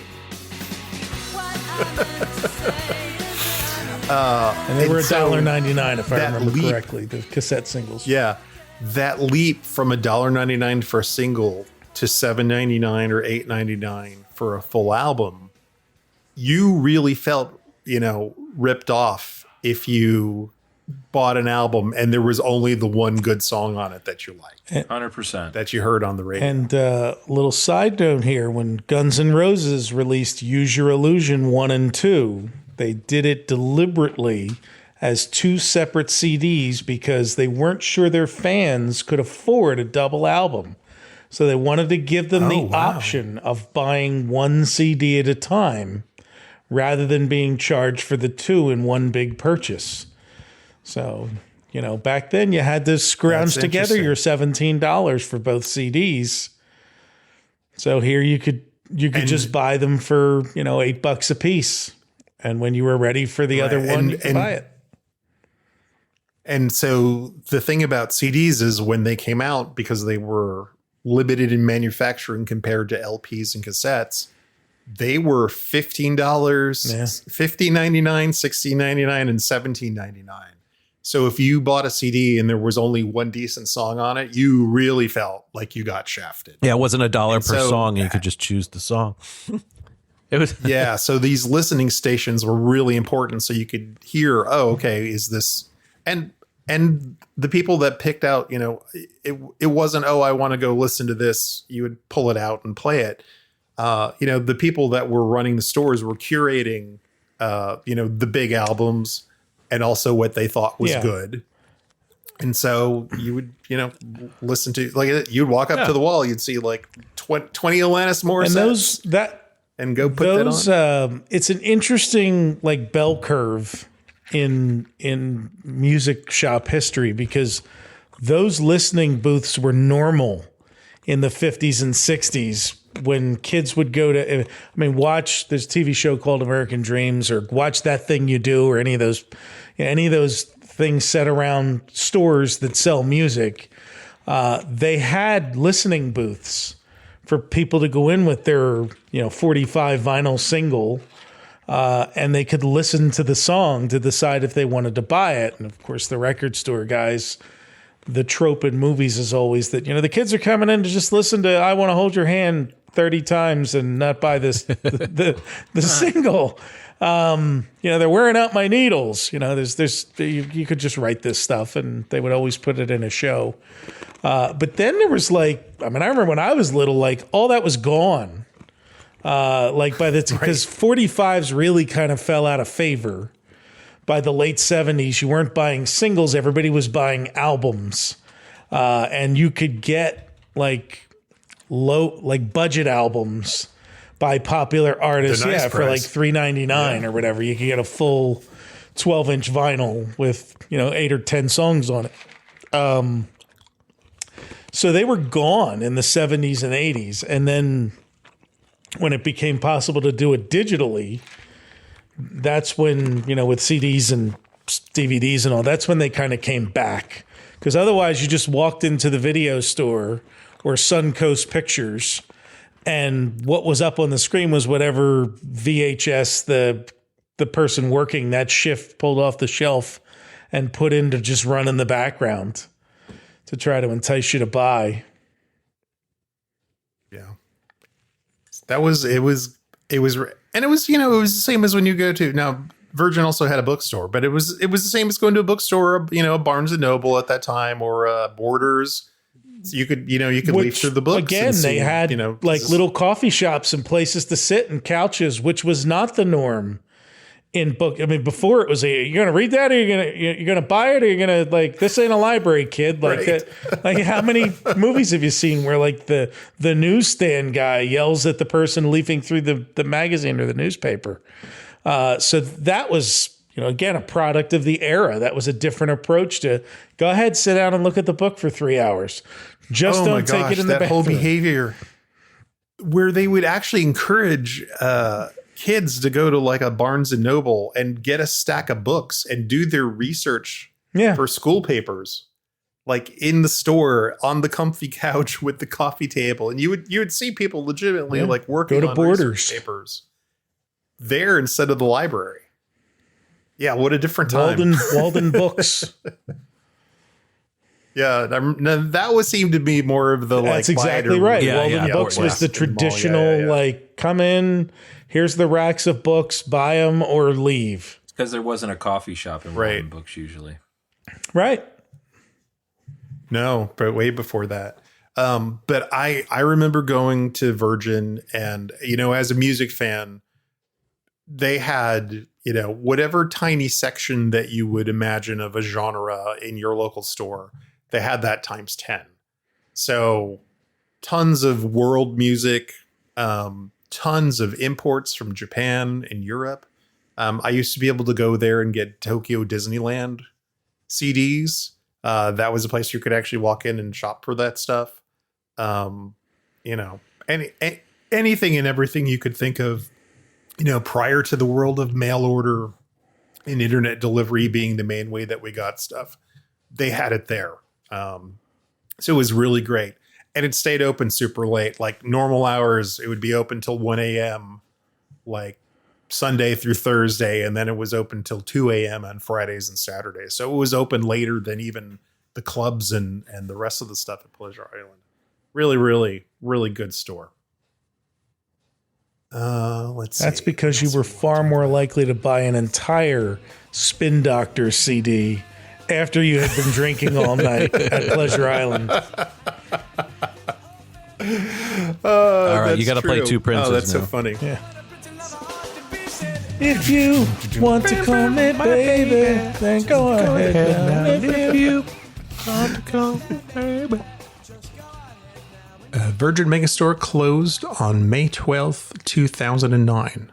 That July, an exhibit called Diana, the People's Princess, opened in the space, showcasing a sampling of the royal dresses that Diana chose to auction for charity, and hundreds of authentic artifacts relating to her life. Here's what the press release had to say. The exhibit will consume the 17,500 square foot former retail store and will feature the stories of Diana's own childhood and ancestry and how that lineage became influential in her selection as the future bride of H.R.H. Charles, the Prince of Wales, the future King of England. Her magical royal wedding, which was viewed by over 750 million people from around the globe. Her favorite role as mum to Princes William and Harry. Kensington Palace, the royal residence where Diana lived the moment she became the Princess of Wales until her death, which today plays an active role in preserving her charitable legacy. The historical significance of her role as Princess of Wales and the impact she had through her role in the fashion industry and charitable landscape. How at the Christie's Sale of the Century, 79 of Diana's royal dresses were sold off to benefit charities, which helped position her as an astute philanthropist. Her untimely passing and the massive media and public interest in the tragedy. The charitable impact is still being recognized through her gowns and personal effects. Some of the items on display will be Royal Doulton figurines of Diana in her wedding dress, made in 1981 at the time of the royal wedding. The doll is wearing an exact replica of the famous wedding dress. The black velvet V-neck designed by Bruce Ofield and worn by Diana for her official royal party in 1985. Wedding breakfast booklet contains guest names and 2 tickets to observe the bride and the bridegroom before the and following the wedding ceremony in the quadrangle of Buckingham Palace and Clarence House. A 3-foot doll of Diana as a young girl, released by the Great American Doll Company in 1998 as a tribute to Diana, Princess of Wales. It was a ticketed attraction, $14.50 for ages 10 and up, and $5 for ages 3 to 9. And it ran until November 30th, 2009. And it has a backstory. Maureen Rorick, one of the co-founders of Tampa's publicly traded K4 staffing firm, bought 13 of Princess Diana's dresses at a Christie's charity auction in 1997 for $670,000. 2 months later, Diana died in a car crash. Maureen bought an additional dress for $200,000 in September of 1997. And then she formed a charitable organization with the goal to exhibit the dresses across the globe and raise money for the causes that Princess Di championed, which, sounds great. She worked with the Smithsonian Institute to put together a traveling exhibit, and the gowns went on a 14-city, 3-year world tour beginning in 1998 with stops in Miami, Atlanta, Washington, D.C., Atlantic City, Seattle, Salt Lake City, Canada, Kensington Palace in Great Britain, Wellington, New Zealand, and the Flying Monkey in Plymouth, New Hampshire, all with the goal to raise $100 million for charities. So local charities did actually benefit when the exhibits would come to the city. But by 2001, the costs to insure the dresses during transportation and the costs for mounting the exhibits were outpacing the revenue generated by the ticket sales. The last stop for the tour was in Ybor City, Tampa, in a storefront between Victoria's Secret and GameWorks. In 1999, Rourke married K-Force's CEO, Bob Dunkel.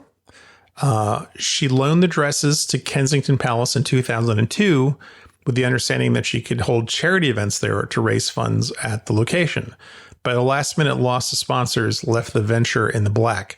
The company that built the display cases threatened to seize one of the dresses from the palace in order to cover their back payments. Crazy. She took out bank loans and a private loan from the wife of Outback Restaurant CEO to cover those expenses in 2004. She also began dabbling in real estate, and so she used the dresses as collateral for a loan for $1.5 million from HRH Venues, a private equity firm run by the now ex-wife of Outback CEO, to cover the additional expenses from the real estate deal, which was going sour due to the 2008 real estate crash. Also in 2008, the dresses were exhibited at 3 Hard Rock-owned locations, including the Hard Rock Orlando. HRH Ventures sued Rourke in 2009 to obtain 5 of the dresses to pay back the loan. Rourke filed for bankruptcy in 2010 to protect her ownership in the dresses. She ended up owing $2.5 million in total to banks, home builders, and law firms. So here's where things get weird. So her husband bought the debt to kind of, get rid of it and sweep it under the rug. Maureen filed for divorce from her husband in 2012, who she said was using the debt buy-off to control her. She claimed that the leader of their faith-based CEO support group that her husband belonged to convinced him that the dresses were cursed. The dresses were auctioned off in Canada in 2011 with the hopes of raising $4 million to cover her debts and raise funds for charity. But the dresses ultimately received bids only totaling $1.2 million. Then in September of 2011, allegations appeared in Britain's Sunday Telegraph newspaper that only 3 of the dresses were actually sold at the auction, with a 4th one sold shortly thereafter for a total of only $400,000. Apparently, Rourke blocked the completion of the sale of the other dresses at the auction. The remaining 10 dresses went for auction again in London through the Carey Taylor auction firm in 2013. And they sold once again for a total of $1.2 million. So they never were able to raise the $4 million that she needed to get out of debt and also, be able to do some other things. But light at the end of the tunnel, good news. She ended up with $8.2 million in K4 stock once the divorce from her now ex-husband was settled in 2015. Some of the dresses are now in museums, including the famous Travolta gown, which Princess Diana wore while dancing with actor John Travolta in the White House in 1985, which is now in permanent display in Kensington Palace. After the Diana exhibit, the space sat empty for a few years until it reopened on March 21st, 2010 as Ride Makers. That shop was like a Build-A-Bear for radio-controlled cars. Kids would pick out chassis and wheels and bodies and lights and sounds and put them together on site and then race them around an indoor track. So besides the car creation aspect, the store also had 8 world-class show cars on display, including a Chevrolet C5R race car built by Pratt & Miller Engineering for General Motors, an F-150 NASCAR Pace truck, and a Dodge Ram from the personal collection of legendary car customizer Chip Fossey, as well as a Mini Cooper from the private collection of famed movie car designer Fireball Tim Lawrence. I don't know. I just remember it reminded me like a Spirit Halloween at that point when I poked my head in there. Like the black, curtain walls that were cut the building in half. Ride Makers closed its Orlando downtown Disney location on April 30th, 2011. It's still open at the Florida Mall, though, and it has locations in a lot of other tourist areas like Pigeon Forge and whatnot. Yeah, then it turned to Splitsville. Splitsville opened on December 19th, 2012. Which, that's a fine upgrade for that side. It matches, it's another event. That was a nice change for them. Yeah, I agree. And then, so next to Splitsville was the new entrance to the expanded AMC 24. But down the alley was Guitar Gallery, which was kind of small, but they did have really, really nice high-end guitars there. This was done in partnership with a company called George's Music, which was actually local to Orlando. When you used to drive up towards like Wet and Wild and the Universal exit on Universal Boulevard, there was a George's Music. Their main store was there. But it was super high end. They always had like really nice top of the line Gibsons and Fenders and expensive stuff. I will take one bit of umbrage at that because George's Music originated here. Really? They were a Philadelphia company. There's still a George's Music not far from me. And he started opening the stores in Florida.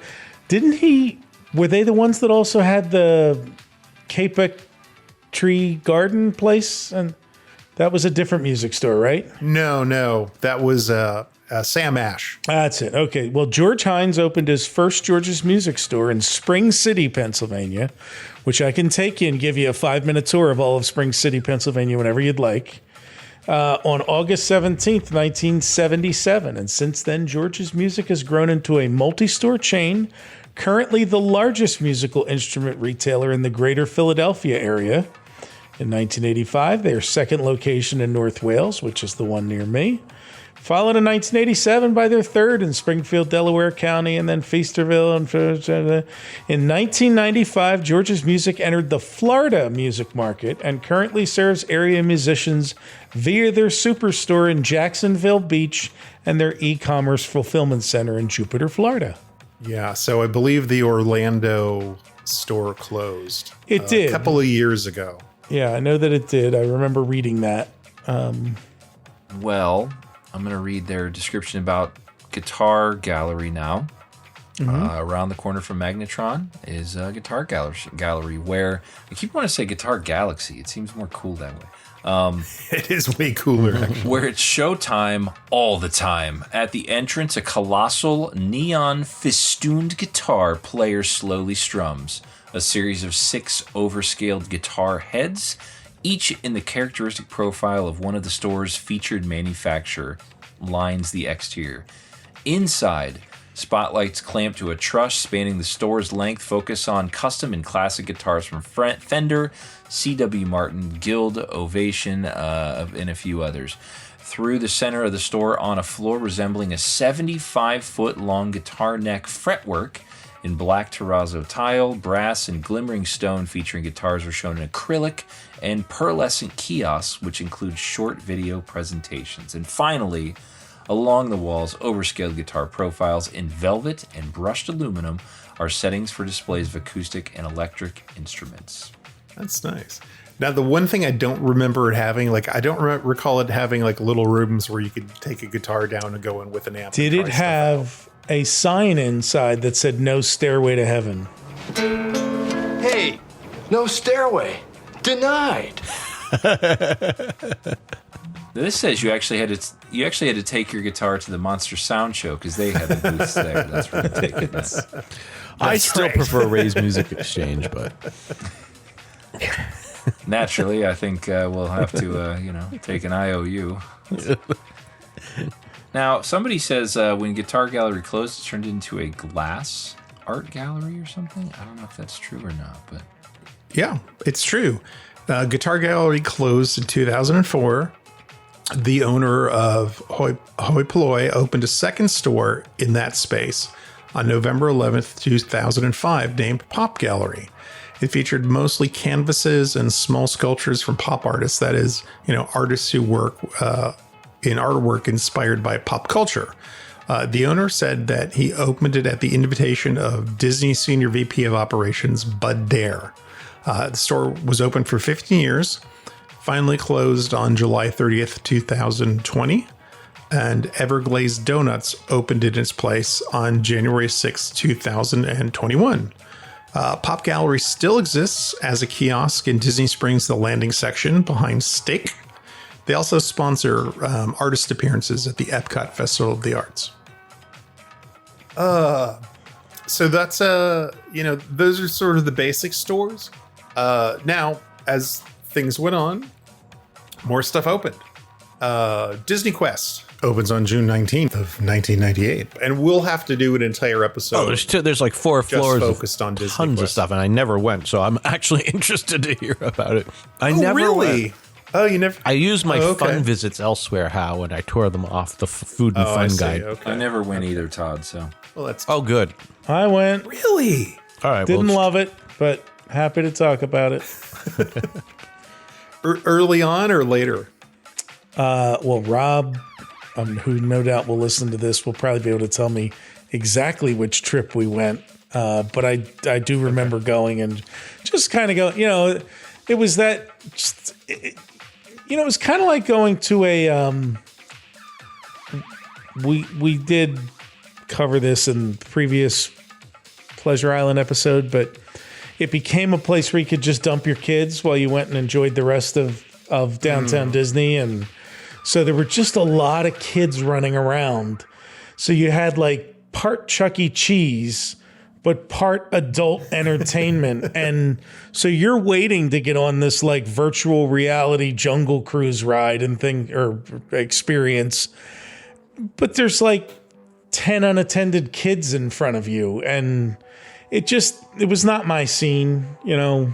Unattended children aren't my favorite thing. So, like, you know, be responsible for your charges. So, I didn't love it. But, you know, we'll do a whole Pleasure Island or a Disney Quest episode sometime, because there are people who went many, many times and loved it, including our friend. We might have to have Todd Tuckey on for that episode, because Todd Tuckey loved Disney Quest. That makes sense. That's right up his alley. So I guess we'll just do just a very quick overview for someone who for some reason does not know what Disney Quest was. This was the first kind of indoor Disney experience made to not just be at Disney World. There were plans to have one of these in Chicago and one of these in Philadelphia. In fact, the one in Chicago opened, right? In fact, the Philly one not open? No, the Philadelphia one was a hole in the ground for 20 years and then became a parking lot. But the Chicago one, I actually happened to be in Chicago for my uncle's retirement from the Navy. The weekend that Disney Quest opened there, and I remember the local news. There were like three block long lines to get in, and I don't remember. It closed 2 years later, something like that. It did not last. Right. So this was Disney's foray into location-based entertainment, and the one in Orlando was like a prototype, but they had plans to open these all over the United States and in large cities. Well, it was basically to take the Disney Store success, where they were taking their gift shop and dropping it into shopping malls all around the country, with its whimsical Disney architecture and everything, which they were phenomenal, and copy it into the. I mean, it was part Dave and Buster's, part Chuck E. Cheese, part, arcade. And it was, a mixture of those three things. And it was to get you into the universe, into the with the Disney all universe. The Disney touches. So I know there was a virtual Pirates of the Caribbean, like game ride, a virtual Jungle Cruise too. Yeah. That was one of the Pirates one was later, but the virtual Jungle Cruise is right on. And it was unique experiences that were in some cases virtual reality when I was very young, some mixed reality stuff, and things that were designed by Disney that were unique to this location. Yeah, and it wasn't all games too, right? You could create a toy. There's the Radio Disney Song Maker. Ride the Comics Cafe. So yeah, all kinds of different things. All kinds of unique experiences. Yeah. And they served burgers, dogs, and wraps according to this at Food Quest. Wasn't there a Wolfgang Puck Express in there too? I think there was a what's the Cheesecake That's Factory? That's it. The Cheesecake Express Factory upstairs. And if you've ever been to Cheesecake Factory, there's nothing fast about the experience. No, because they have 936 things waiting on the menu. for the table, waiting for your food, waiting for the bill. So if you could get an express experience there, that would be great. It was limited to just desserts. Just cheesecake. That you can get pretty quickly. Yeah, so that wasn't so bad. Wonderful place, though. Absolutely, we'll do an entire episode devoted to that because it's worth it. Okay, so real quick. In August of 2015, NBA City Restaurant in City Walk in Orlando closed, and the National Basketball Association announced that it would be moving to downtown Disney with the NBA Experience, a new thing opening up and replacing Disney Quest in 2016. Disney Quest actually closed July 3rd, 2017, and it took until August 12th, 2019 for the NBA Experience to open at the Westside, as the Disney Quest building ended up being demolished instead of reused. After an elaborate opening ceremony, attended in person by Bob Iger himself, who's a big basketball fan, the COVID pandemic hit in March of 2020, closing the NBA Experience, and it never reopened. And so now scheduled to open in that space sometime this year is Level 99, which will offer over 60 themed challenge rooms, I guess not escape rooms, but challenge rooms, with duels and art hunts that will test your mental and physical prowess. That's what the press release says. So the Westside continues to evolve even to this day. I know. I guess we could talk about Cirque du Soleil. I mean, it's the same. I mean, the show's different now, but it's basically, you know, a giant amphitheater with the Cirque du Soleil shows. Obviously, another phenomena of the very 90s. much. But it's persisted too.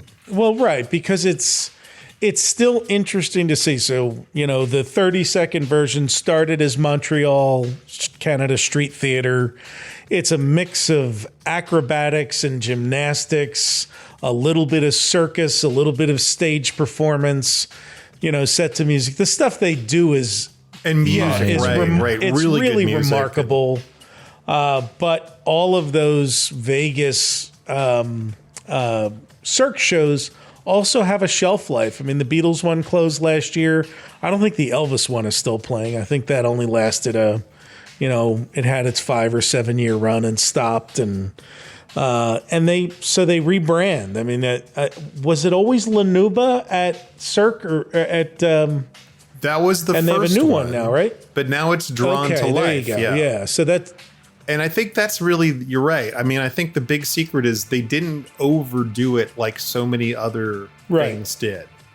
Although they had touring shows, you know, they mixed it up. They put different shows on tour than they'd had at locations. So they would come to, and they didn't overbuild their come locations. to Philadelphia. I mean, they may still do it, but and they set up a giant tent on Broad Street, you know, in a vacant lot, and people go and they play for like 2 or 3 weeks, and people buy tickets to the performances, and then, you know, they're under the big top, and then then they move on to the next city. And do you remember where they used to run the shows on Bravo? Sometimes they would do specials. Again, this was so unique. Really? This was things that you couldn't see all the time. And so they would, every once in a while, if a show was like 2 or 3 years old, they might actually run it on Bravo so you could see it and get excited about it. What amazes me about it is I feel like, you know, the idea of the circus by the 80s and 90s had become so humdrum. Yeah. It just felt very old. And these guys really managed to crack the nut of how do we take that concept and modernize it and make it enjoyable for the audience. Because it's more than just the circus, right? There's themes and get rid of the animals, concentrate on the people, and they had. And I think the trick is they take acts, you know, stuff that people had probably been doing in a 3-ring circus, just standing there and doing it, but by putting it to music and wrapping it in a story and giving it a different context, they made it tremendous so much more stagecraft versus, you know, when you saw those acts at the circus, you know, you were listening to like a pipe organ and like a horns, you know, as they're sitting there doing their twirls and flinging around on the trapeze, and now you see it and it's like, oh wow, hey, they're playing you know, Billy Joel, and or it's just this custom made, you know, modern music, and all of the like the lighting and everything, just stuff that wasn't there in the circus. You know, in the circus it was a spotlight, you know, very projection mapping. done. I mean, all kinds of stuff now that they can do with it. So. Yeah, and it was just, it got copied so much. Like once it took off, you know, there were so many knockoff style shows, which I don't think any of them have ever managed to really meet what Cirque du Soleil does. The building is really unique too. You know, the central core, where the 1,671 seats in the stage are located, is in a 700,000 square foot cylindrically shaped building. The Teflon coated fabric panels surrounding the building that make it look like a circus tent, those are just kind of stuck around the outside. But until the panels were installed, it just looked like a giant pipe sticking out of the ground. Lanuba's first performance wasn't until December 28th, 1998, more than a year after the Westside opened. Okay, so a couple restaurant things. We'll get Bongos out of the way since we talked about it. Gloria Estefan, obviously Cuban heritage. And so I did not realize that she had a restaurant before. So that was neat. And probably worth mentioning for people who, aren't tuned into it. Miami Sound Machine, gigantic in the 80s. Huge. Like, just gigantic. Yeah.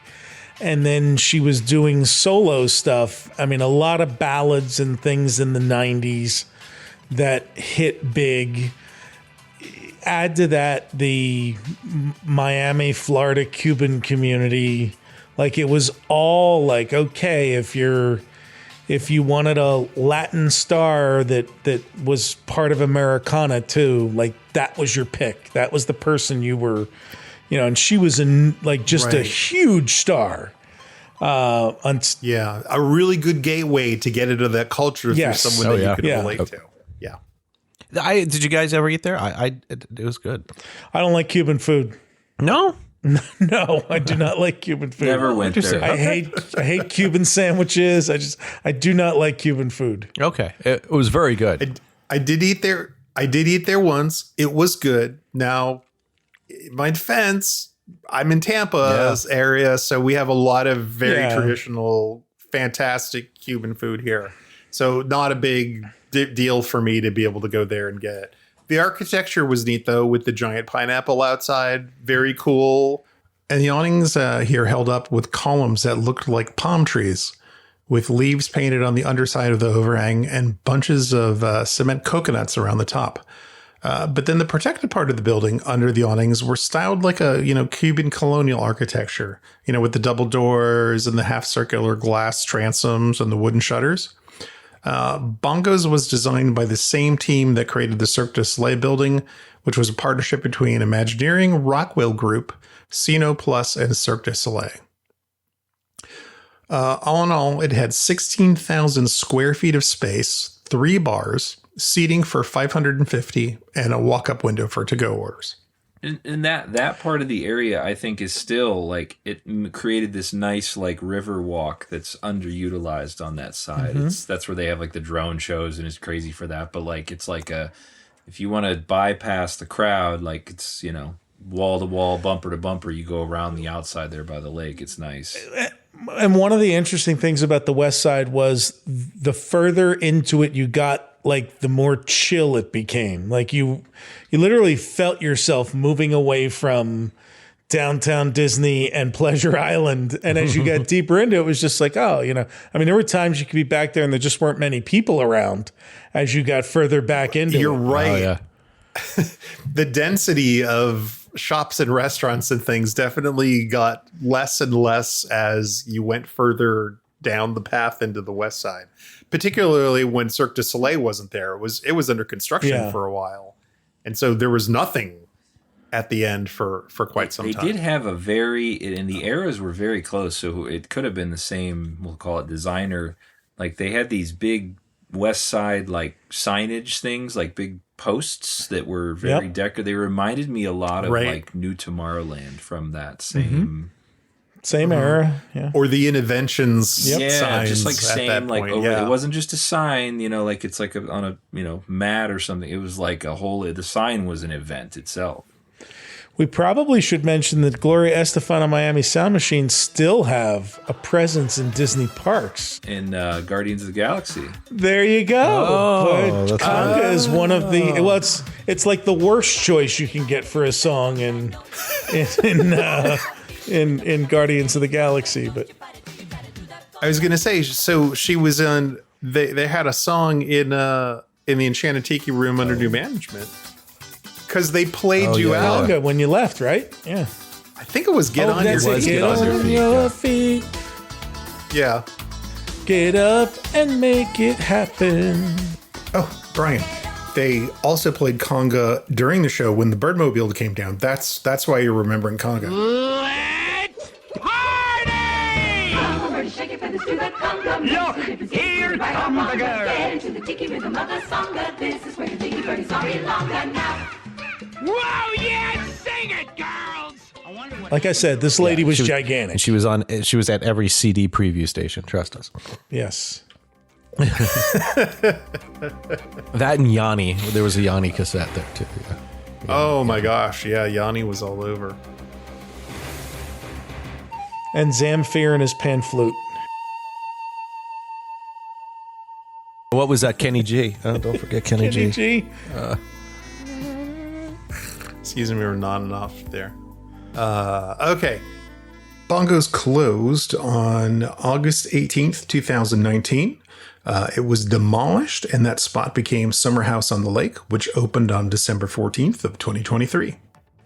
Before Starbucks came in, you had to get your cappuccinos and whatnots at that time, because that was big. So there was a place called 43rd Street. Yeah. So you could get smoothies and, desserts, but also that was your pre-Starbucks cappuccino espresso. As it turned out, this location was owned by Joffrey's Coffee, and it represented a really large risk for them, with an opportunity to try to get to the next level, but really partnering with Disney. They actually spent $750,000 to build that location, 10 times more than they normally would for any store. It had all kinds of features like fake steam coming out of the coffee cup on the sign, had 14,000 multicolored fiber optic lights, and 24 laser projectors.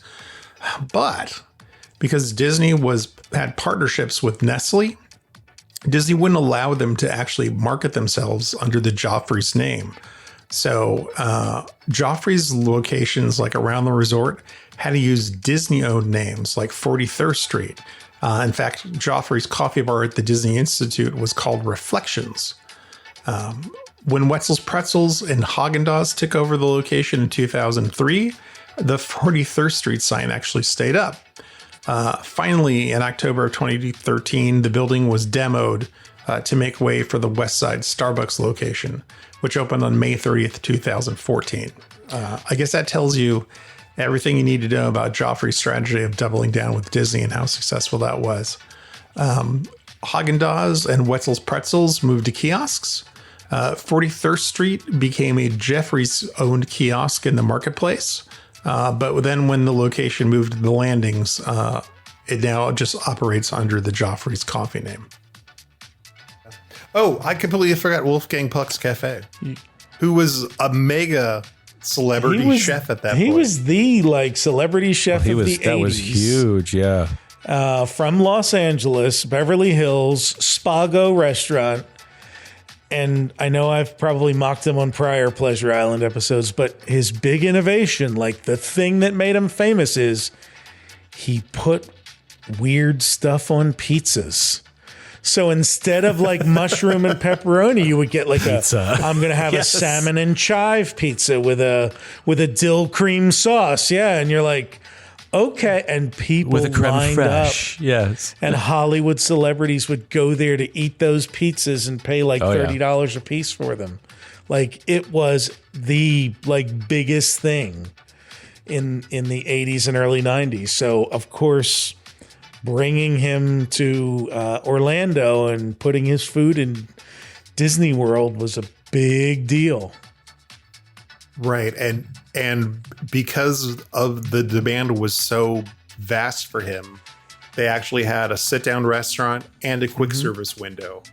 So you could, if you didn't want to wait to sit down to get the full experience, you could still get a little bit of the food from the quick service window and enjoy that. So yeah, they had the Express, they had Bee's Lounge and Sushi Bar, the cafe, and the dining room, all at Wolfgang Puck Cafe. The restaurant's style was really kind of interesting. Its aesthetic was primarily made up of colorful broken tiles, kind of like a mosaic, but with large white or black spaces in between the tiles, not with the tiles really closely fit up next to each other. And these mosaics, they were everywhere, outside, inside, on the lights, on the floor, on the chairs.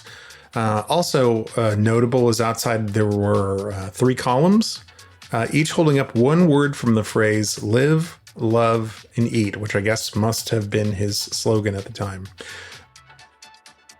The Wolfgang Puck Grand Cafe, which was run by Levy Restaurants, closed on August 1st, 2017. It had a sister location, a freestanding Wolfgang Puck Express at Disney Marketplace. That also opened up in 1997. That Express location closed August 1st of 2020 and was replaced by a Wolfgang Puck Bar and Grill in Disney Springs. So if you want to get weird pizza, you can go there and still do that. The spot where Wolfgang Puck used to be became Halio on March 17th, 2019.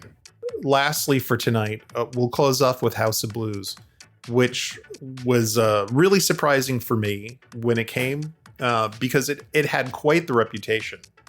There were only a few of them at the time. This was started by Dan Aykroyd, right? Along with one of the co-founders of Hard Rock Cafe. So they were trying to take the Hard Rock Cafe idea, which was exploding, and to kind of match that up with Dan Aykroyd's love of the blues that he got in making the Blues Brothers, and turned it into another chain of successful restaurants. Their first location was in kind of an unlikely spot. Harvard. Yeah, and eventually they branched out into Chicago and New Orleans and Los Angeles, and so Orlando was, I think, about the 5th or 6th one that opened. I assume they still do it. I know there's some in Vegas. Like they did the soul food brunch, the gospel brunch, yeah. Yeah, hugely popular and really good quality.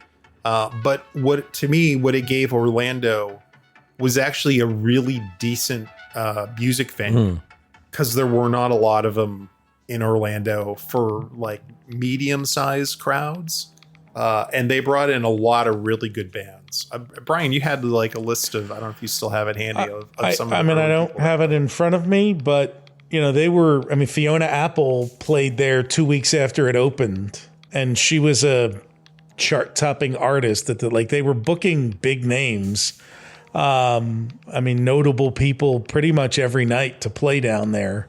And they would usually do like 2-night stands where they'd do, a couple of shows a night and be there for 2 or 3 days and then move on. And there'd be a new artist that came to town. I don't know. I'm sure they're still booking live acts now. But I don't know how many of them are like big national names versus, regional artists, touring guys. People like that. I think they still bring in some big folks. They also have local musicians that come in and play often. So I think usually the big guys are tend to be on the weekends, although there are occasionally shows. Florida was sort of a notoriously tough place to program like medium-sized artists. Like you'd get like the Stones and U2 and David Bowie coming and do arena shows. And then there were always like really small clubs that 100 people, 200 people. But Florida got skipped a lot by sort of those medium-sized interesting artists because it had a terrible reputation. So between Hard Rock and Orlando, and then which I think opened before House of Blues did, and then House of Blues opening, I think that sort of helped entice some more bands here. I remember seeing Cake, and they even commented like, "Oh, I heard Florida was a terrible place to play." It's like, you guys are really good. We were expecting this crowd to be terrible. So I think it helped sort of draw more people back down into the area. And really cool design outside. Yeah. It's sort of like mud-ish with like a bunch of bottle caps. Yeah, it looks like Porky's. It's like an old roadhouse. It's very much done up like an old roadhouse. It should be mentioned that if you were to look in the newspaper archive from the opening of Westside in 1997, all of the articles, the primary focus was House of Blues, and not it was the leader, and there were other things that opened the same time. But that was like, wow, this place is, groundbreaking, and it's a fan favorite. It's going to be so popular. So all of the articles, the outsized focus is on House of Blues, and everything else we've talked about is like a side mention. And they do talk about the movie theater going from 10 to 24 at that point when they built Westside. They added on to the movie theater. And I don't think we can end the discussion without talking about when they added characters in flight. It opened on April 12th, 2009. The tethered balloon that soar. Does it still soar, or did they do away with it? It's still at Disney, right? It got a redesign. It's still there. For years it had Peter Pan and the kids, right, flying on the one side. Was there anything else on it? I think it was a lot of Disney characters that flew. just, on it, like Okay. silhouettes of them. In January 2017, the balloon with Disney characters was replaced with one without any characters. And the name of the attraction was changed to the name of the company and its tagline, Aerophile, the world leader in balloon flight. Yeah, and so there you would pay to be lifted up. They have a website. It is Aerophile, AEROPHILE.com. They, of course, have tethered balloons all over the world. And for its entire existence, I always call characters in flight the zoo balloon, because the Philadelphia Zoo had a tethered balloon like that from Aerophile that soared over. Our zoo is right up on the Schuylkill Expressway. So basically all traffic in and out of the city, you end up passing by the zoo on your left. You can't see the zoo because it's behind trees, but you could always see when the zoo balloon was up. And our ABC station, 6ABC, sponsored the balloons. There's the 6ABC zoo balloon, it was up in the air. We did recently, however, take it away. It's not there anymore. So forever, if you're ever with me and we're at Disney Springs and I go, hey, there's the zoo balloon. Now you know what I'm talking about. Now you know the rest of the story. And that's going to complete our walkthrough of Disney's Westside, at least for now. There are a lot of changes, and I'm sure as time goes on, there will continue to be more changes there. But that's where we are today. Well, a lot of at its core, we've talked about international shopping and we talk about that. But the primary purpose in all of its iterations is the Village, when it was Downtown Disney, the West Side expansion, and now it's Disney Springs. It's just something to do. Yeah. And so over the years, they've loaded it up with, the interesting things of the day, something to do. Mm-hmm. And now there's, bowling alleys and balloons and amphicars. Kingdom, see? It is. That's the kingdom part. You can get a shave and the art of shaving there if you're that's true. into that. Or the Amorette's pastry shop. You can take a class, right? And make your own cake or something with them. And they have cupcakes from ATM machines. Cupcakes from ATM. I mean, there's just all manner of sprinkled in amongst the shops. There's activities there for you to do in addition to 24 movie theaters and it was amazing to see sort of that expansion and contraction of busyness where, there was a time when, when it was the shopping village, it was not very busy, pleasant to walk through. Once they added, this West Side, it just became a madhouse. Well, and go ahead. I want to see where you're going with it now. I was going to say, I think part of the reason that Disney Springs ended up the way it was try to alleviate some of the congestion and spread out the people some more. So there were two issues. Initially, you think about when they made the shift to Downtown Disney or in the early 90s, 94, they're running buses down there every night from each of the resorts. Well, when you started doing that, there were 5 resorts. By the time you're in the back half of the 90s, there's we got 14 now. And so you're bussing people in from your resorts. You've got, I don't know how many tens of thousands of new people moving to Orlando every year as it became a permanent year-round place to live because they wanted to live close to the magic. On top of that, the parking was an abomination because they had those little surface lots. They hadn't built any garages there. I think they built the parking for the cast across the street, and they had to walk across that bridge to... There was a decent-sized lot on the other side of Cirque du Soleil, but almost no one ever went there. So they built the giant extension parking on the west side, but nobody really wanted to park there because unless you were going to Cirque du Soleil or Bongos for dinner or something, there was no need. It was a 20-minute walk to get to where everything else was. And then at the end of the night, after you've bought $200 worth of Legos and Ghirardelli chocolates and everything, you're hiking back. And the last thing you want to do is take a 20-minute walk to your car. Well, if you end up at Lego, you got to go around Pleasure Island too. So.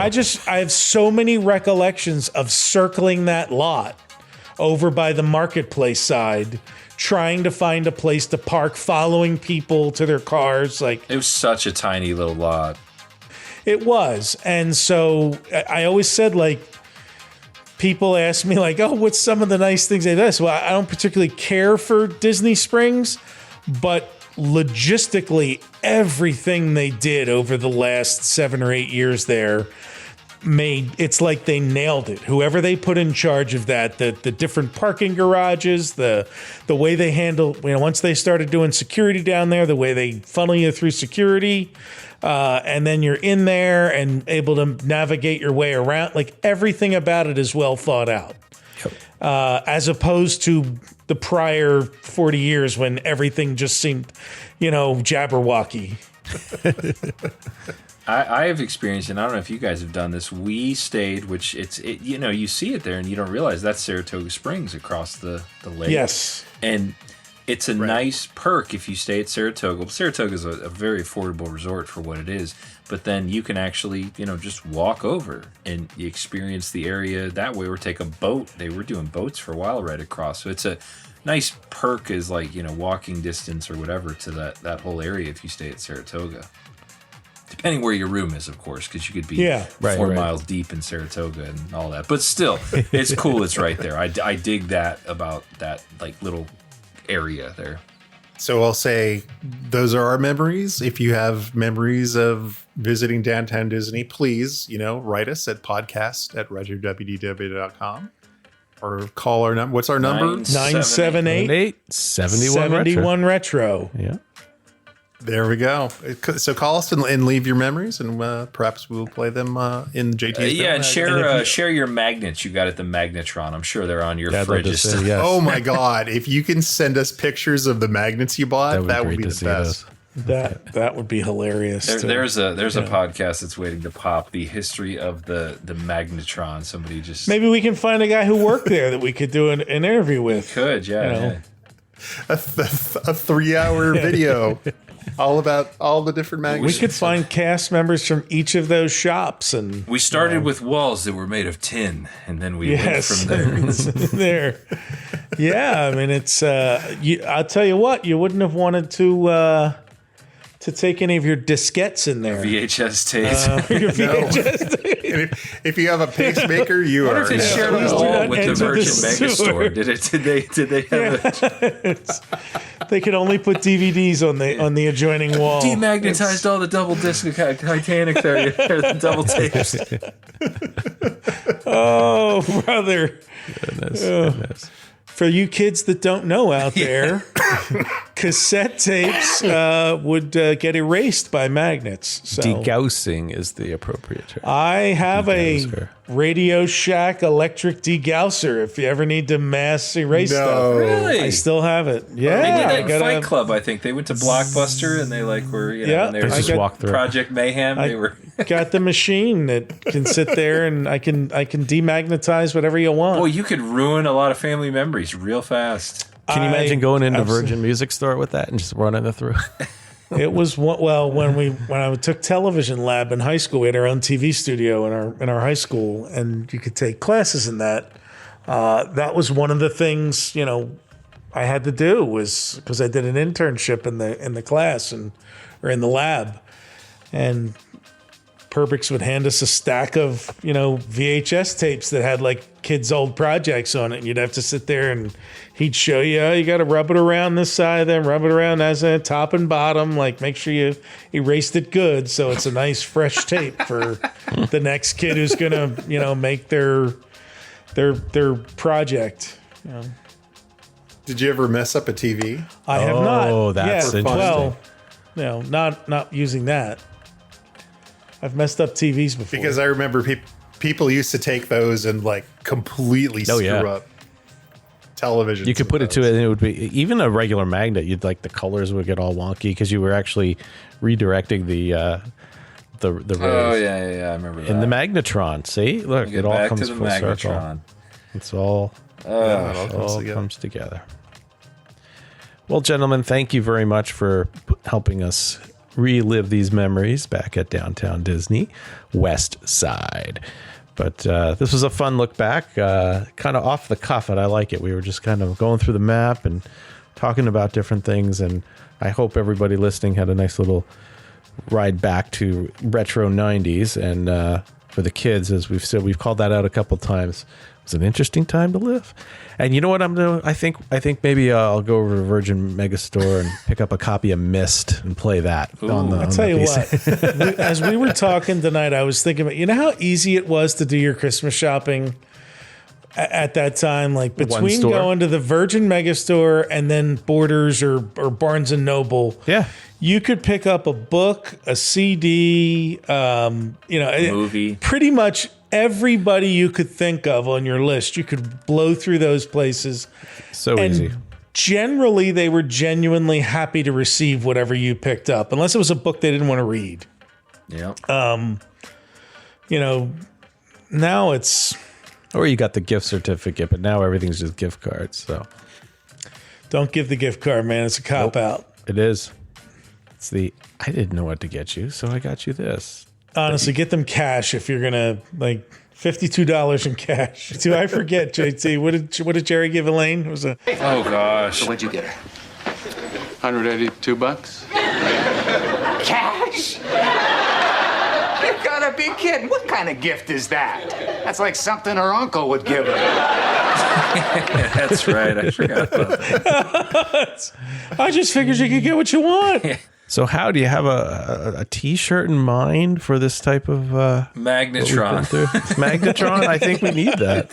No one wants a Magnetron. You never know. Are you kidding me? Everybody wants a Magnetron out of it. Exactly. After this, they're gonna want it. After this, we need a retro WDW Westside shirt. That's what we need to represent our West Side. I was gonna say, we talked about. There was some great neon, by the way, on the West Side. Yeah. On a lot of those marquees and lining the buildings, and so on our movie night, we might have to go find like a 90s video to include somebody walking through, because that's what people used to do back then when you could just record for 2 hours. They would just hit play and start walking through and narrating. There's Gloria Estefan's restaurant here, and there's Ma standing in front of the big pineapple. All right. Well, as always, if you can give us a shout out on iTunes, please do, or wherever your favorite podcasting app is, send us a review. If you feel like helping us out and donating to keep the Lake Buena Vista Historical Society active and ensuring that we bring things like this, as well as all the videos and films. So for cash donation, please head over to lbvhistory.org/donate.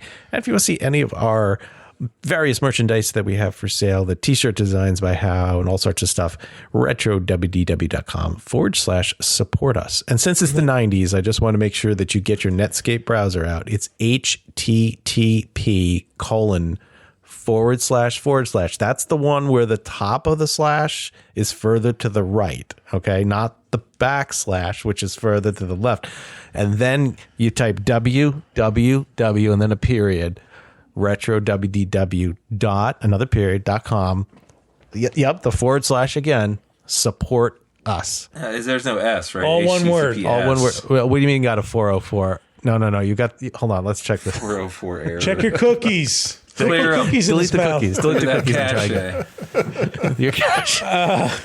I do want to say, depending on when you're listening to this, with Todd's pitch just having been done, 2025, I think we would all agree, our 10th going into our 11th year has probably been our best one yet.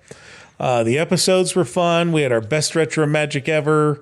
Some of the merchandise was great. All that said, if you're listening to this before the end of the year, you got a last chance to get your 100% tax deductible donation to us.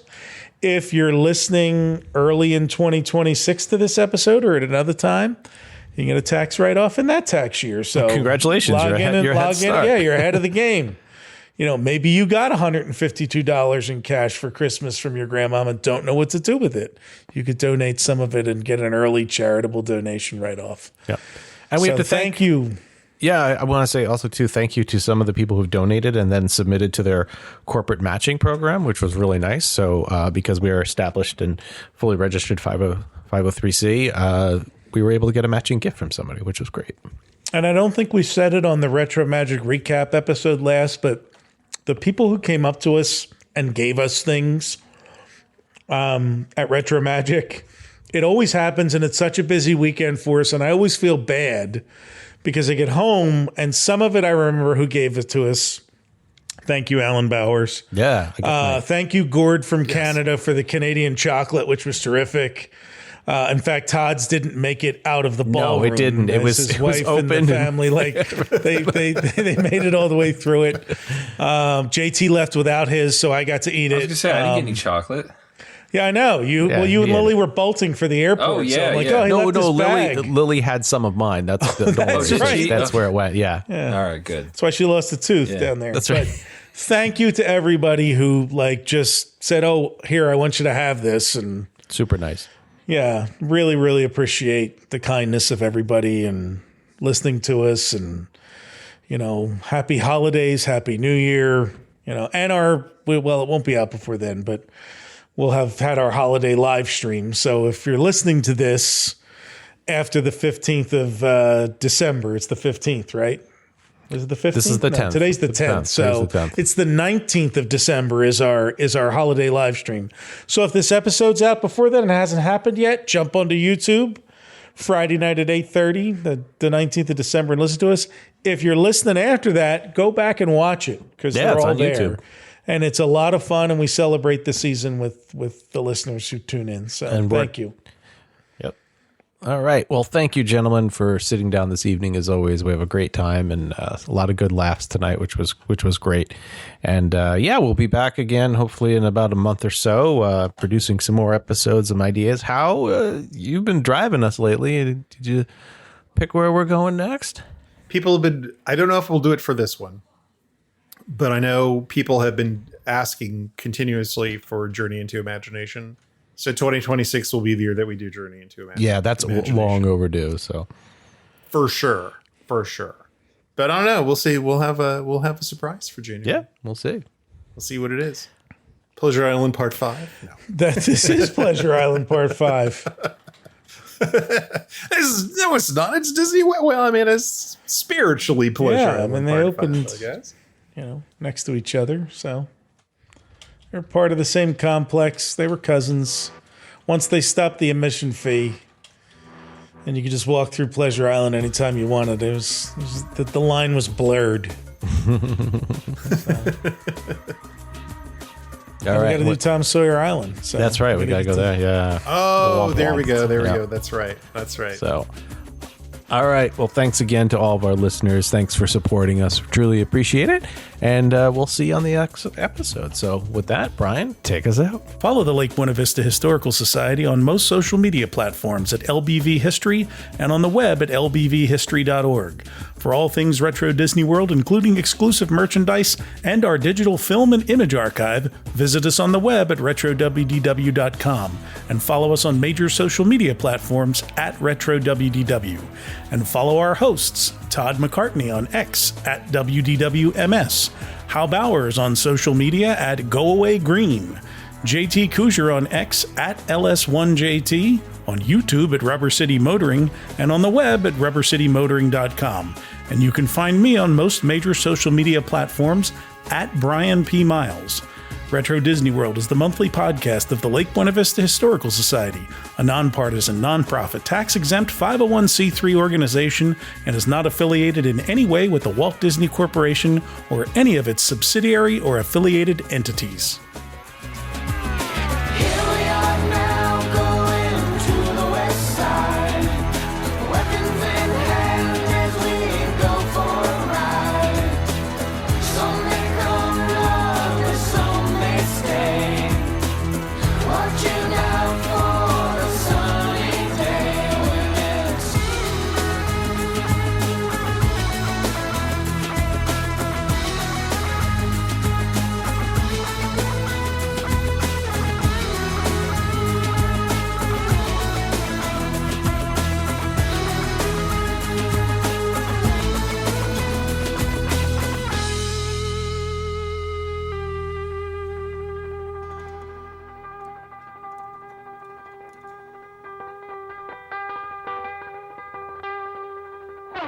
The chimes you're about to hear are the start of a new year.